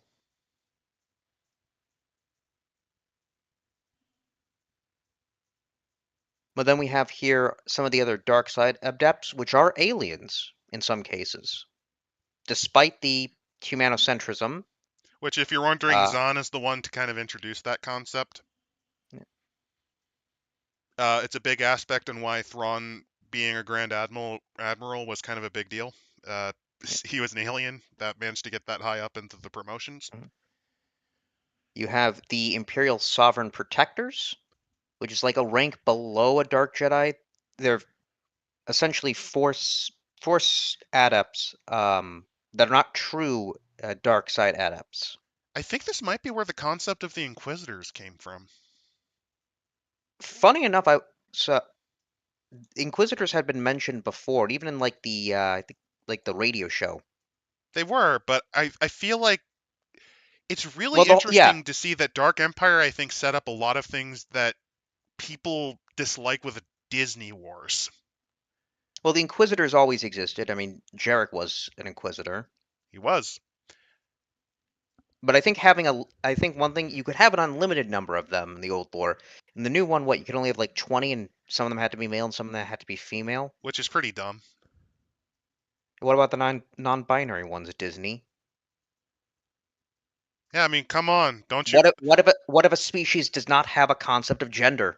You're gonna tell How the can they be called a floating brother or a brains. sister? You're gonna tell the floating brains which don't got a gender that they can't be an Inquisitor. What about Blorbus the Hutt? What Blorbus is a about the dark side user. Blorbus counts as both. what about the rock Jedi? The sentient force users that are rocks that use droid suits to actually operate in the world. By the way, do you want to know what one of the biggest shitposts that ever happened in Star Wars is? Skippy? Skippy's bad, but I think the greatest shitpost that's genuinely canon is the notion that the best chancellor that the Republic ever had was Blotus the Hutt. Yes. 200 years of unparalleled peace, progress, and clean administration. He was the ultimate refutation on the Hutts always being scum. He was But then seen we as the most enlightened being of his time, and tragically, he was assassinated. yeah. But then we bring up what I consider actually one of my favorite designs, the Imperial Sentinels. They're apparently these mute, inhuman creations, but I just love the look of that armor. Oh, that's some good armor. I think this might have been maybe rejected ideas for the Imperial Guard. It's like a dull, and I think the actual like art, it's like a dull gold on the armor. The robes are purple. It just looks so intimidating. I love the design. Also, if you're wondering, the Imperial Guard, this is just an interesting fact. They evolved from a mercenary corps called the Sun Guard, which were personally used by Darth Plagueis as his assets, and they evolved from a warrior race known as the Achani, which are these kind of elf-like guys. They're purple-skinned and they're sword masters. It's just I love the detail they put into stuff like this. It's kind of neat. And again, yeah, beautiful design. Also, yes, the EU had some stupid stuff, and I will say, yes, it's a mistake for pushing some of that stuff, but I would probably be very happy if they just put Trioculus on the big screen. They could have if you retool them very slightly. You know what they should never put on screen? Bantha biscuits. So bantha biscuits are actually canon.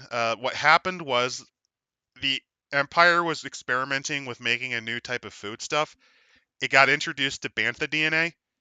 It became sentient and began to reproduce massively and almost ate a planet twice.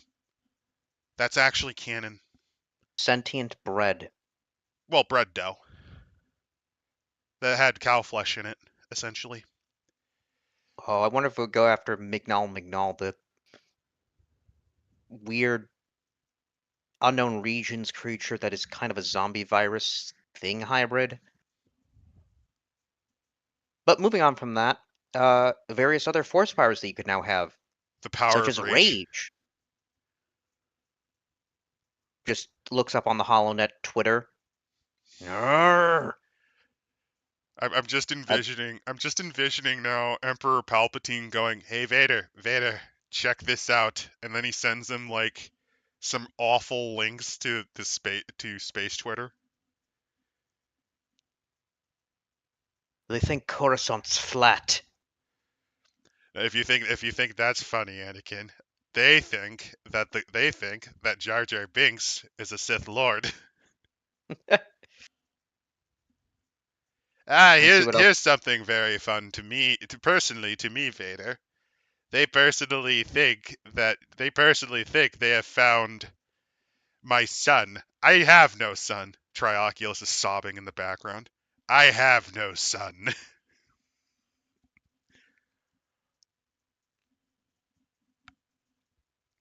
Um, They they think bring up, that Ewoks are baby Wookiees. Maybe we can sell them as pets.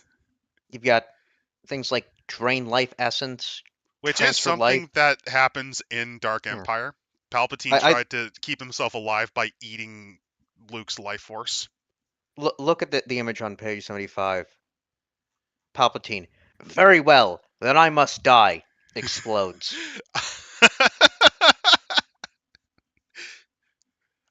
I love the mental image of him just choosing to do that just despite someone trying to kill him. I'd be very happy if Thrawn pulls up in the Moff ship in the Mandalorian movie. I wouldn't, because every time Dave Filoni writes him, he basically goes, "Ah, you've broken 5 of my bones, killed 80% of my army, stomped on my testicles, and called me a punk ass bitch in front of the entire Republic. This goes according to my plan." Spits out teeth.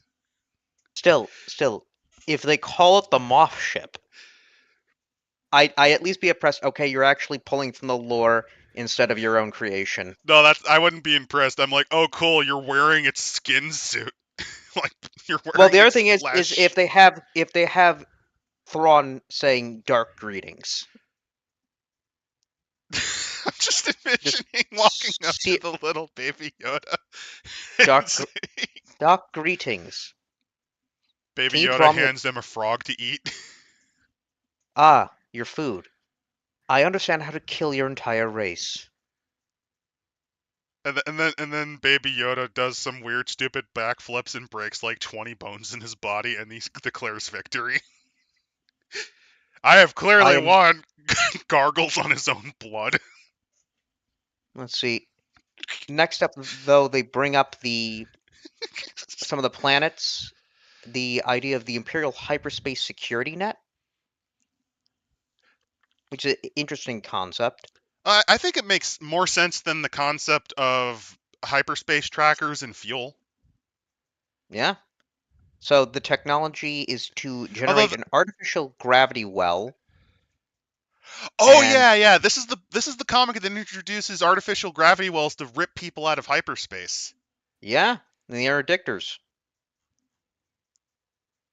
So because of this, they can effectively net somebody that's trying to escape.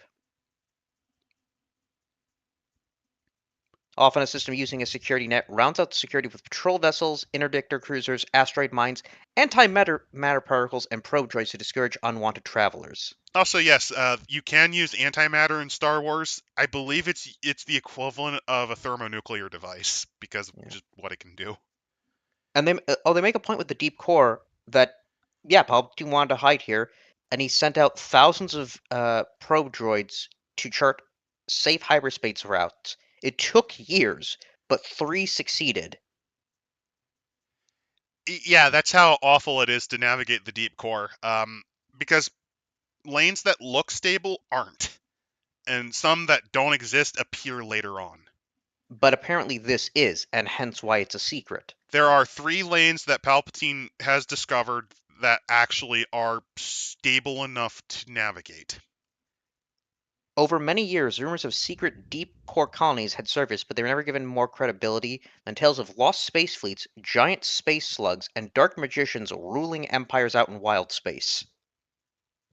All of those are Only also things that exist in the expanded yeah, universe, by the way. and he was able to maintain the secrecy, bring supplies to the deep core, build up fortress worlds.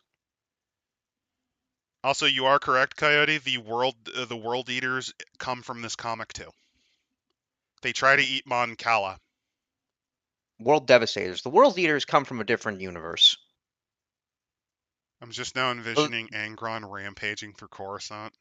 There is a wonderful animated series on YouTube of a stormtrooper having to deal with all the various Chaos Space Marine chapters. Palpy was inefficient in his resource allocation. He was, but also if you think about it, having having your own little empire in the deep core does have value. I actually But understand mm, it. he actually had these palaces built up on Biss, large structures for people to live in. He built his own micro empire in there, and it's a Yeah, lot smarter than he, Exegol. he had Imperial intelligence sift through innumerable dossiers to find the most suited to the Emperor's needs, transporting a few million per month in secret. And most of them just live out their lives. Um, and it's a functioning place. Biss has 19.7 billion people. What the fuck? That's nonsense. Well, they did say a few million per year. Yeah, but I don't I'm think going to be honest. It is absolutely more reasonable than having an entire army of dark-side adherents living underneath an ice planet in the unknown regions. True. Also, keep in mind that Coruscant has a population of 1 trillion. Just 1 trillion? Documented. Ah, Things get. If you're wondering, Coruscant's interesting because there's, I believe, what was it, 5,127 levels to it, and administration is really only stable for the first 2,000 levels of it. Things get shaky once you get under 3,000, and law enforcement's basically gone once you go under 2,000. And no one wants to go below 1,000.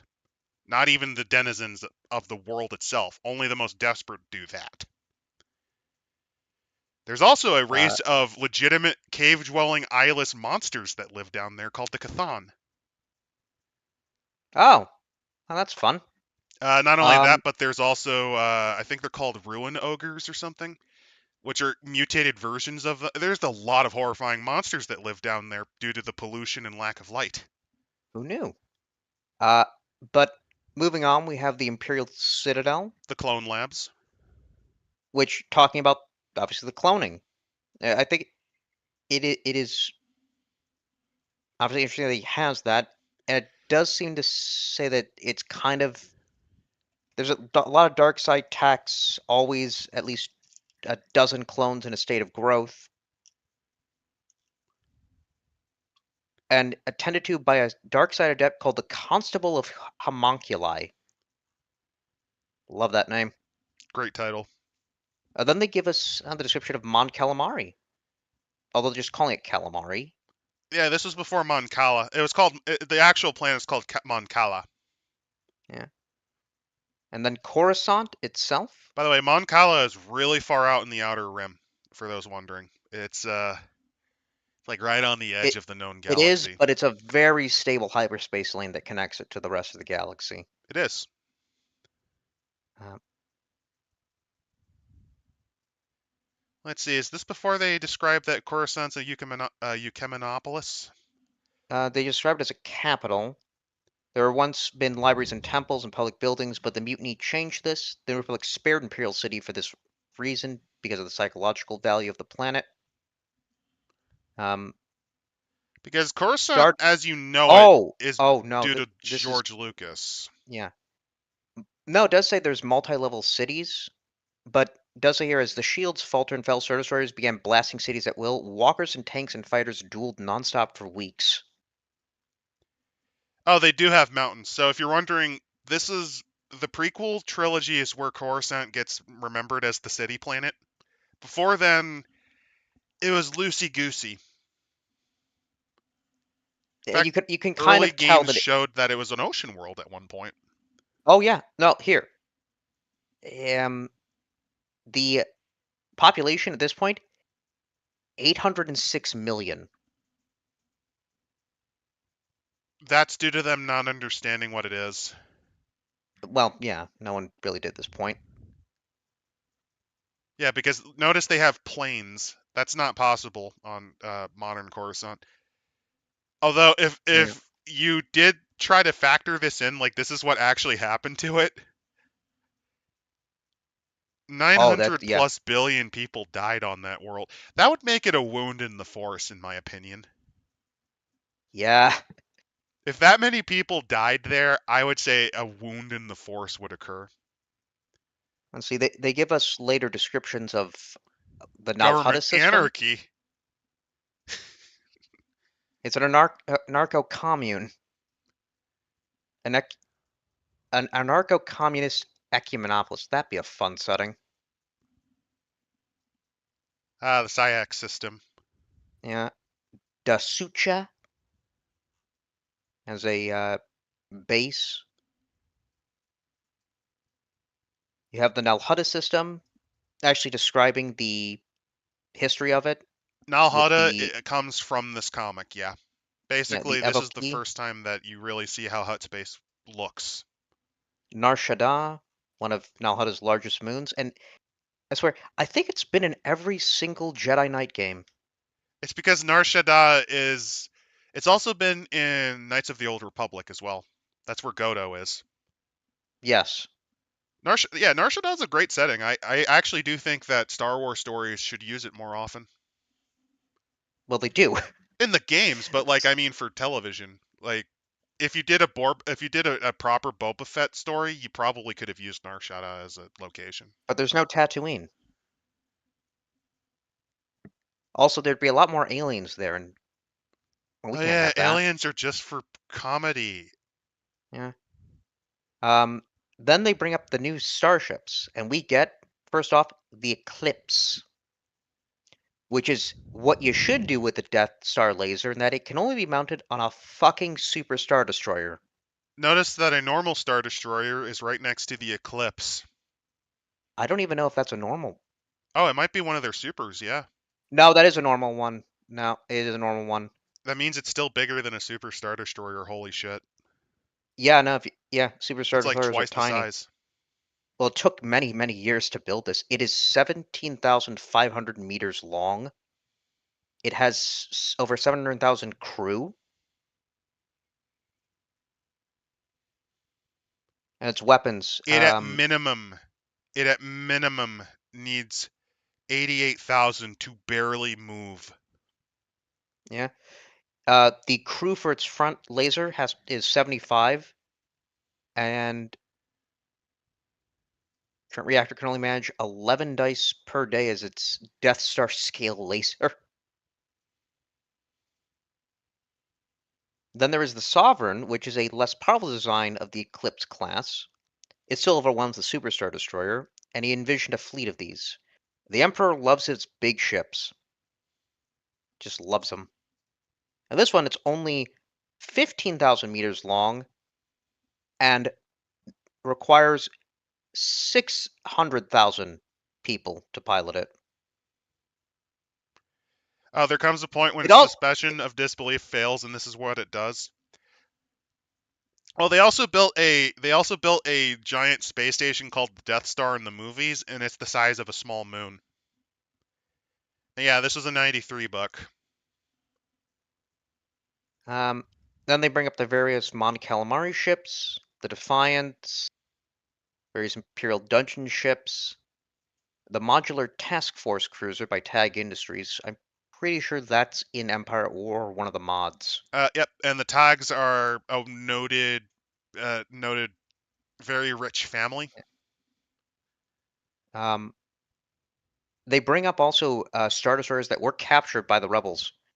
Oh, The also Adjudicator another and the fun fact Accuser. is that the dungeon ships, I think, might actually later lore, I think, establishes them as being remodified Mandalorian prison ships. They do. They actually outright say type Mandalorian dungeon ship. And if you're wondering, Rendili Star Drive, a lot of their ships are basically re-hijacked Neo Crusader designs that they repurposed. Hmm.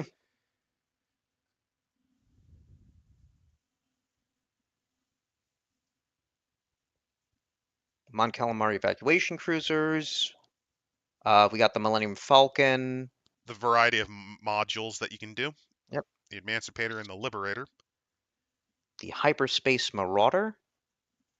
These are more pirate ships, but we do get Slave 2.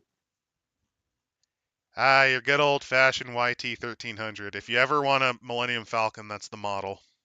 Yep. Um, so basically, the rebels took Slave 1. So Boba Fett needed another ship. He decided to name it Slave 2. And it's based on a Mandalorian police ship design, which, fun fact, early lore had Boba Fett be a police officer. I think this is at the same time he had a wife. This is, yeah, he had a wife and child. This eventually gets retcon because his entire backstory was retconned due to the prequels. No, well, yes, no, His they childhood, his childhood was absolutely retconned. Everything was post the retconned. OT was still made canon, but Yes, yes.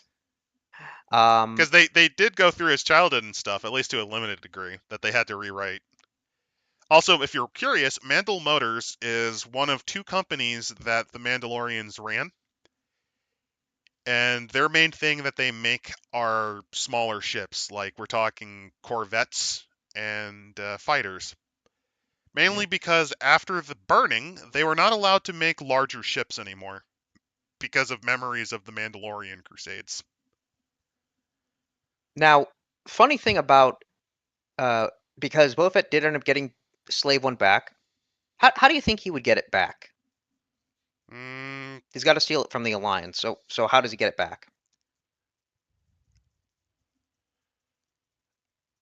I feel like he would somehow infiltrate himself in during a peace negotiation of some sort as a bodyguard, and then just shoot his way into the hangar, and then leave a note saying, "Boba was here, losers," in flimsiplast. He just bought it back legally. Oh, okay. Yes. So he, you know, credits in the right people's hands using fake corporations and IDs. He got an olden player, Crystal Boy, to do some middleman work, and he was able to buy his familiar oil drab Hulk back. Also, yes, Queen of Hatred, there is a Star Wars Powered by the Apocalypse game. However, it is not an official work. It was a fan work. But it does exist. And then we get the new starfighters. So we obviously have the classic X-wing. The A9, which is The, an evolution of the A6, yep. And I feel like the comics art doesn't do it justice. It makes it look kind of ugly and like scratch built together. which they're not. No, they're They also don't do a um, good job of showing what the E-Wing properly looks like. the E-wing is behind it, and it Yeah, it does not look like that. it is a better version of the X-wing. Well, it is mostly better. There's a couple of niches the X-Wing still do slightly better than it, and it's one of the reasons they still use the X-Wing, but it's being replaced during this time for a reason. Yes. Uh, it's more of a B-wing, Y-wing design, designed to take punishment and eager to dish it out. Also, yes, the official RPG systems of Star Wars, at least the Fantasy Flight ones, they had their own proprietary dice. And there is a weakness in the system where the way it works is there's successes, failures, advantages, and disadvantage dice. And that can lead to some really funny moments. Like, let's say you have 5 success dice and 3 advantage and disadvantage dice. You get 3 failures, 2 success. You get 2 failures, no, 3 failures, 2 successes, and then you get like all 3 advantages. So you can get nothing but advantages because the failures cancel out the successes. It is massively fucking frustrating. It is one of it's as bad. Actually, it's way worse than the World of Darkness and how it handled ones eating away successes. Because at least on a D10, you only have a 10% of getting a 1. So you're usually not going to see your successes get eaten by bullshit. Oh god. But I think my favorite, just to give an example, in the one game I played, I played a Rhodian mechanic. We had a Trandoshan, like full on bounty hunter, full cybered up, like Dark Trooper light fucking roided out motherfucker, who had insane dice when it came to using blasters and heavy blasters. I remember him getting all of those successes stolen by failures because it's a D6 system. And well, it's not a D6. It's you have larger dice to, if I recall correctly, to reduce the chances of failure. I might be no, I'm messing things up.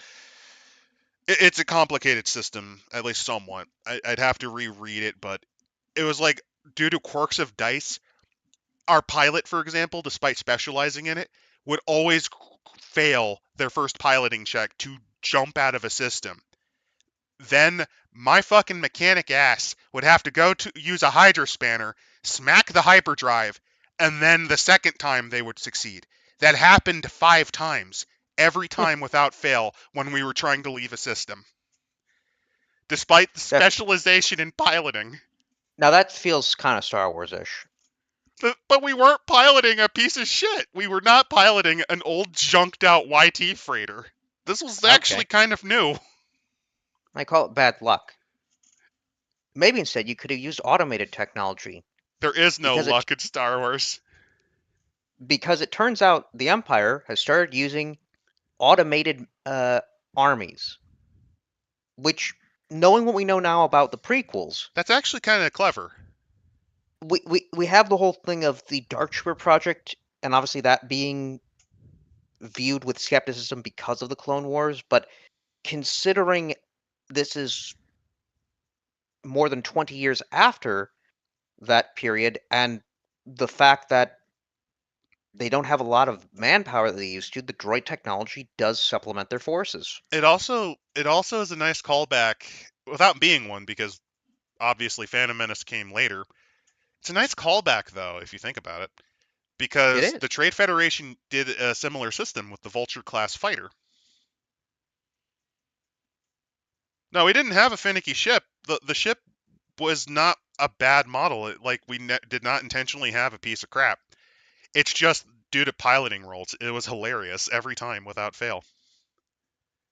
Let's see, we have another Incom ship, the Howl Runner, and then the Cloak Ship Fighter, which Clo- is outdated. It's outdated because I remember it was used back in Clone Wars era.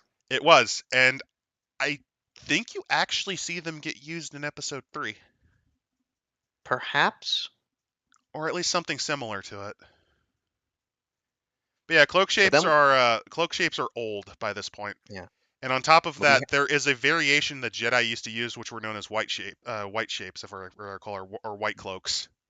hmm, but then we have the World Devastators, which also was pretty much controlled by a machine, at least in the devouring of the machines, and then or devouring of minerals and creating stuff out of it. Which I feel like now you could connect this to the Rakata in some way. I mean, a lot of technology was borrowed from the Rakatan and Infinite Empire, including hyperspace. Yeah. Um, yeah, they Hyperspace, have a I whole believe blaster technology was also an evolution of something they had. lightsaber in some way. They really do lay out here the construction and design of it. Obviously, I'm thinking they're intending players to Storm go it, in and blow one up. which I think that's not unreasonable. While Luke and the gang are dealing with the Emperor, you're probably sent out to stop this thing from eating worlds like Mon Cala. Yep. They give us the various ships: the Silencer 7, the Inquisitor 4. I will say the World Devastators look pretty cool. They, and even though they look kind of odd, they do have similar sec. Like if you look at the sort of like tube legs looking like that come out from the sides, they kind of look like an AT-AT. So you get that pattern that you see with Imperial technology. The cloak shape, the 90s Corolla Accord or Civic, and the fact that finding an unmodded one is impossible. That is something to joke about in cloak shapes. It's similar to how the Toscan 8 is also known as the pirate ship. The Toscan 8 is not a very good fighter, but what it is very popular with is it's popular with Scum because it's very easily modifiable and it's easy to get parts for it. The best part is it was made by a company that is known to basically make luxury model cruisers and was known for its wealth, and it was a big scandal for them. There's also the Morningstar class ships, which they got A, B, and C, and it's based on their armament loadout, and I think slightly their armor layout. But no, I have no issues with the planet destroyers, the devastators. I Yeah. think it's an interesting concept. And then following this, we get more new vehicles: the V-wing airspeeder, various Imperial patrol vehicles, including TIE tanks. Which, if you're wondering, the Empire and Rebel Alliance splats we covered did not have these because that's more for an earlier period. This is post. Post OT. I believe the TIE tanks. I th- well, there's a bunch of different tanks. They've got the TIE Mauler, the TIE Crawler, and then the TIE tank, which is its own unique thing. They really like using those twin ion engines. I mean, it makes sense. It's if you can make an engine and slap it into something, you could just use it. Oh, you know what? One of the funniest things about the TIE series of fighters and bombers, the prototypes actually had things like deflector shields and better equipment in general. They were rejected for being too expensive, so they ripped out the fucking deflector shields. It's one of the Also, reasons just why being an Imperial pilot was suffering. I think they let's also see. made changes to its control schemes that made it more difficult to maneuver. Like this, the Hut floater. It is a craft that allows a Hut to fly. That feels like something a Hut would do, just to lord over people. Then we have equipment such as the Universal Energy Cage, which is a cage to put Force users in. And then we finally get to the concept of cloning. If you're wondering, this is before the advent of materials like frick or kurtosis. Yeah. It's also, I think, before Beskar was invented. Probably.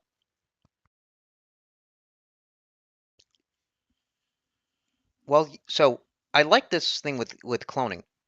While useful for spawning identical physical specimens on a huge scale, the downside is that the clones are without the personality of the original and must be taught everything from scratch. Since environment is equally important to the development of the clone, individual clones, while starting out as genetically identical, may develop diverging and distinct identities. Hmm. A decade before the Clone Wars, either the or anything Clone Wars multimedia project or um, the animated version comes out, and there we go. Well, We if you're have wondering, it's because writers that covered the expanded universe before then, the Clone Wars were very fucking different originally, before George oh completely they took a definitely hammer to it. were, but the template here is already there. They referenced a lot of things like there's the Sambax cloning technology, which basically were used to make flash clones that imitated people to try to host assassinations. Essentially disposable mob armies that were supposed to die within a couple of years, but it didn't matter. Just The other basically disposable point assets. here they make is that because the clones are one step removed from the natural life process itself, they are much more vulnerable to the effects of a dark side, aging at an accelerated rate. And that's why Palpatine's clones rot so quickly. They give us a planetary shield, Which they've various mentioned before. droids, It's kind of nice they explain how they work. such as the massive hunter killer probot, which is 150 meters tall. There's also ZZ. Man, Hunter Killer Robot looks cool. It reminds me of Probe Droid from Hell. And that's the end of the book. Wow, that's surprisingly short. I actually wouldn't have minded another 20 to 30 pages easily. I Also, know that weren't they the made Hutts as a warrior race? They had warriors, yeah. they used to be. Oh yes, right. Palpatine had the galaxy gun. I think that was in Dark Empire 2, It which was. is where the Emperor does come back for his final gambit, and Han Solo shoots the Emperor in the back before he could take over his son's body, So, yeah, his Dark Empire had unborn son's sequels. body. The original Dark Empire, there were issues I had with it, but Dark Empire 2, and there's a third one too, if I recall. I think they may try to do a third one. Mm, But yeah, the first one was okay. It had faults. Again, I personally still think it undersold Vader's redemption. It also retreads ground on Luke being tempted by the dark side, which I don't particularly like. But it has a lot of neat stuff in it. It genuinely I does. agree. I agree. We need a third sequel trilogy. Kathleen Kennedy will have her pound of blood one way or another. Or is It it came pound in of right at flesh? the end. I Ah, fuck. Coyote, Coyote, I don't know if there is a Warlords era book. Yeah, West There End might be an Games was in bad shape financially by this point. there might be an X-Wing source book that they had. I do have a lot of the West End Game stuff, so let me quickly look. Okay, let's take a look. West End. Also, if you're wondering, I would love to link to copies of these, but because it's an IP-based book and because the rights are fucking gone, you're gonna have to try to find it yourself. Unfortunately. I have one big question though. Where was Ahsoka in all this, guys? They were talking about all this cool extended lore, but they didn't talk about Ahsoka. If you do want to find out where a lot of the repository is, there is a D6 holocron that you can look up. And I think it's in this case fine. D6 holocron, I would recommend. Let's see. They have Other Space, the Far Orbit Project, ISIS That I coordinates. don't think they have anything for like the X-Wing trilogy. They have Truce Bakura They have and Fragments from the Rim, The Dark Side, a bunch of other Heir stuff, to the Empire. That's one they did. but not like the Warlords. I feel like X-Wing Dark Force came Rising. out They did Thrawn later. trilogy. Kraken's Rebels operatives, Truce at Bakura. So I guess now that we've touched West End, the question is, do we want to touch the modern system for the Star Wars role-playing game, Saved by Oh, Fantasy Flight? We could. we could. That- I do have Edge of Empire. I don't have Age of Rebellion on my computer, but I do have Age of Rebellion as a hard copy. I actually have a couple of those as hard copies.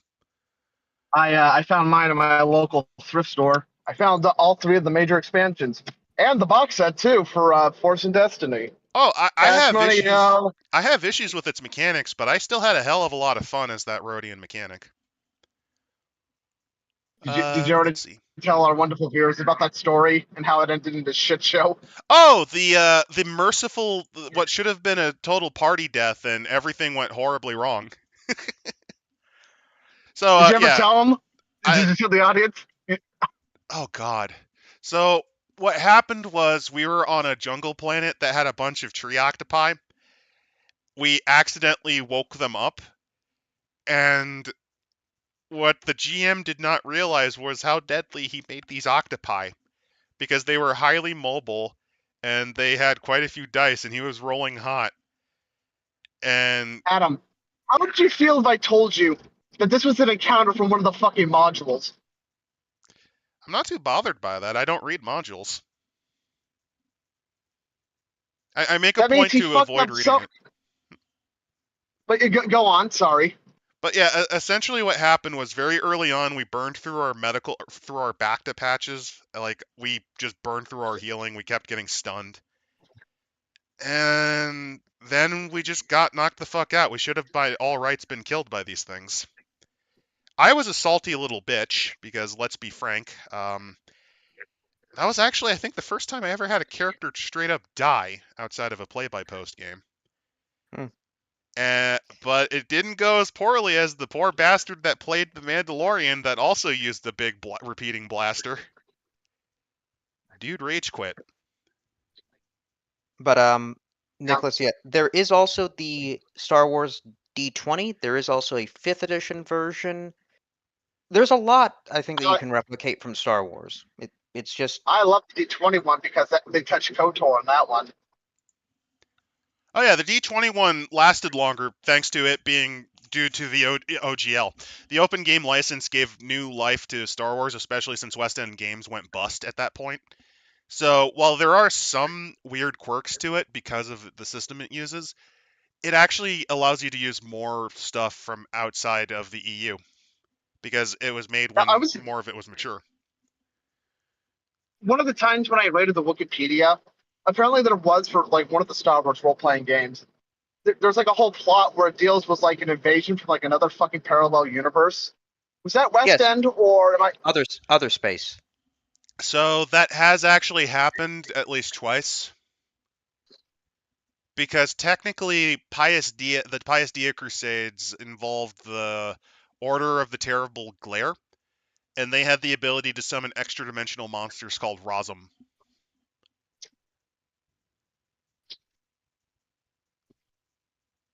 Star Wars is a weird setting. It's almost like this was written by a fucking weirdo that just wanted the cool little story that was an homage to Buck Rogers and / Flash Gordon. Fun fact, you have, actually. Oh, go ahead. you have to remember, that in itself is weird. Speaking of weird, oh man, I actually lost my You train of know, thought. did you know a little boy named George Lucas wanted to make a little movie called Flash Gordon? So instead, he made his own little movie instead. How adorable. Oh, now I remember. So Coyote, he wants to make a bad guy Star Wars game. This actually reminds me of something that I would love to see is West End adding to the prequel era by doing prequel books. I think that would have been fun. And it would also have allowed me to, because I've come up with the greatest idea for a campaign ever, I think. You guys being hired on by the Nemoidian equivalent to Chef Boyardee to protect his sacred, not his sacred, but his secret recipes. And you I gotta deal with Michelina the Hutt, who corners I the think I would remicrowavable calzone. I think I would just make a Mr. Plinkett type character in this situation. I think it could be really fun. It could also culminate in you being hired on to do security details during the invasion of Naboo, where you get I mean, fucking wrecked by Qui-Gon. there's going to be the obligatory. What's that? Oh my God! What's wrong with your face? I actually will leave an interesting comment on the Phantom Menace review. I find it weird that Plinkett struggled to understand the trade dispute thing when Mike himself is a big fan of the original Star Trek movie, which I would I think that argue is explains it. slower. And I think that explains it. It's not it's Star Trek's supposed to be boring. Star Wars is supposed to be exciting. I mean, I don't want to hear about. it's the window dressing to a negotiation that turns into a shooting match. That's kind of the point. That's why George Lucas needed help, and he got help from a good man. His name is Dave Filoni, Adam, and he's a visionary. I love He the made the part Clone Wars. I love the part where the Pike cartel reveals that Darth Tyrannus is Count Dooku, so now they know that the clones were made by a Sith Lord. That's my Shitlord. favorite. That's my favorite moment of why the Jedi would probably deserve death. You know what my favorite part was? The time where Darth Maul killed all of the Black Sun cartel in one fucking scene. That was great. Hey, remember when Anakin remembered that he brought Ahsoka back from the dead? I got weird. The Mortis arc is really stupid. The Mortis arc was a fucking mistake. But this book wasn't. Also, for those wondering, no. The only thing Anakin forgot about on Mortis was falling to the dark side in the prophecy. Obi-Wan and Ahsoka would both remember the Vader prophecy. So it basically fucking nukes episode 3. Unless they choose to be stupid. Thanks, Dave. Well, you see what happened was the Force. It took it away from his mind because he became evil in the episode, and I guess The father the part where intentionally he removes that memory from Anakin, yes. But he remembers everything else because at the end of the episode, they all look like, oh, we don't know how to explain it to you, Rex. And they reference it. So, no, that's a copium argument. It's a copium argument for people trying to justify. how about The Clone Wars is good. It has to be good. Oh, like, no! Adam? Why are you so full of cynicism and hatred? This leads to the dark side. So, what you're saying is I've transgressed? Yeah, you've given him the fear. Fear leads to anger. Anger leads to hate, which leads to the dark side. You forgot the suffering part. Speaking of which, since I've used the word transgression, you know what I'm actually tempted to cover next week? What? Remember about a year ago we promised to cover more of the World of Darkness fan games? Oh, Princess the Hopeful? genius. I'm tempted to cover Genius. I'm Let's very do tempted it. to cover Genius the Transgression. Let's get all mad scientist. And it kind of Just fits imagine because it. after that, I get to release part 1 of a certain video that I've been working on for the past week and a half. I had an idea for like a genius. Like his whole gimmick is he's just capturing beasts, so he can just basically utilize them for his wacky experiments, and he basically enslaves them. Also, Yeah, before that I would. head off, one last comment from Coyote. The good thing about the Mortis arcs is it gives context to Abeloth. I'm going to make a very controversial statement and say that Abeloth should never have existed. I don't know if that's controversial. I think there are a good number of people who would support that. I just kind of I think memory hole Mortis and I am memory hole Abeloth. I just kind of ignore it. It never happened as far as I'm concerned. I think the biggest problem is the fact that it gets like a face, something that should be mysterious. But then again, this was a children's TV show, so I mean, what right do I have to complain? A I can just stormtrooper go. bumped his head in on the ceiling once. That means I can excuse poor writing because I am invested in trying to justify why there are issues in a thing I like. Or That arguing from episode of the Clone dishonesty. War, remember that episode of the Clone Wars where it was an homage to kaiju movies? I like that episode. Oh yeah, when they had the giant monster rampage through Coruscant trying to kill Palpatine. I mean, that's fun. I like that episode. Let me think. There are some good episodes. I like the first episode Maul comes back, even though I think him coming back's horseshit, just because he's the only guy who actually tries to talk about Qui-Gon being dead. Not even Dooku does that. Ironically, too, bringing back Maul started the trend of lightsabers are not lethal as shit, And which would become a also, bigger problem with Disney. it's also why no one's ever really gone. Harrison Ford's going to be coming back for episode. Fuck, what is it going to be? 10, 12? 17. I don't.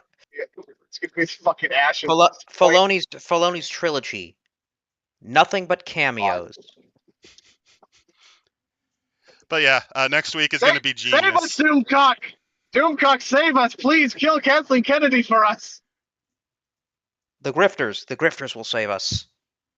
But what about Disney's attack on the Phantom Menace? Execute YouTube. Execute Order 66 on their channels. Well, thanks for sticking around, everyone. See you next week.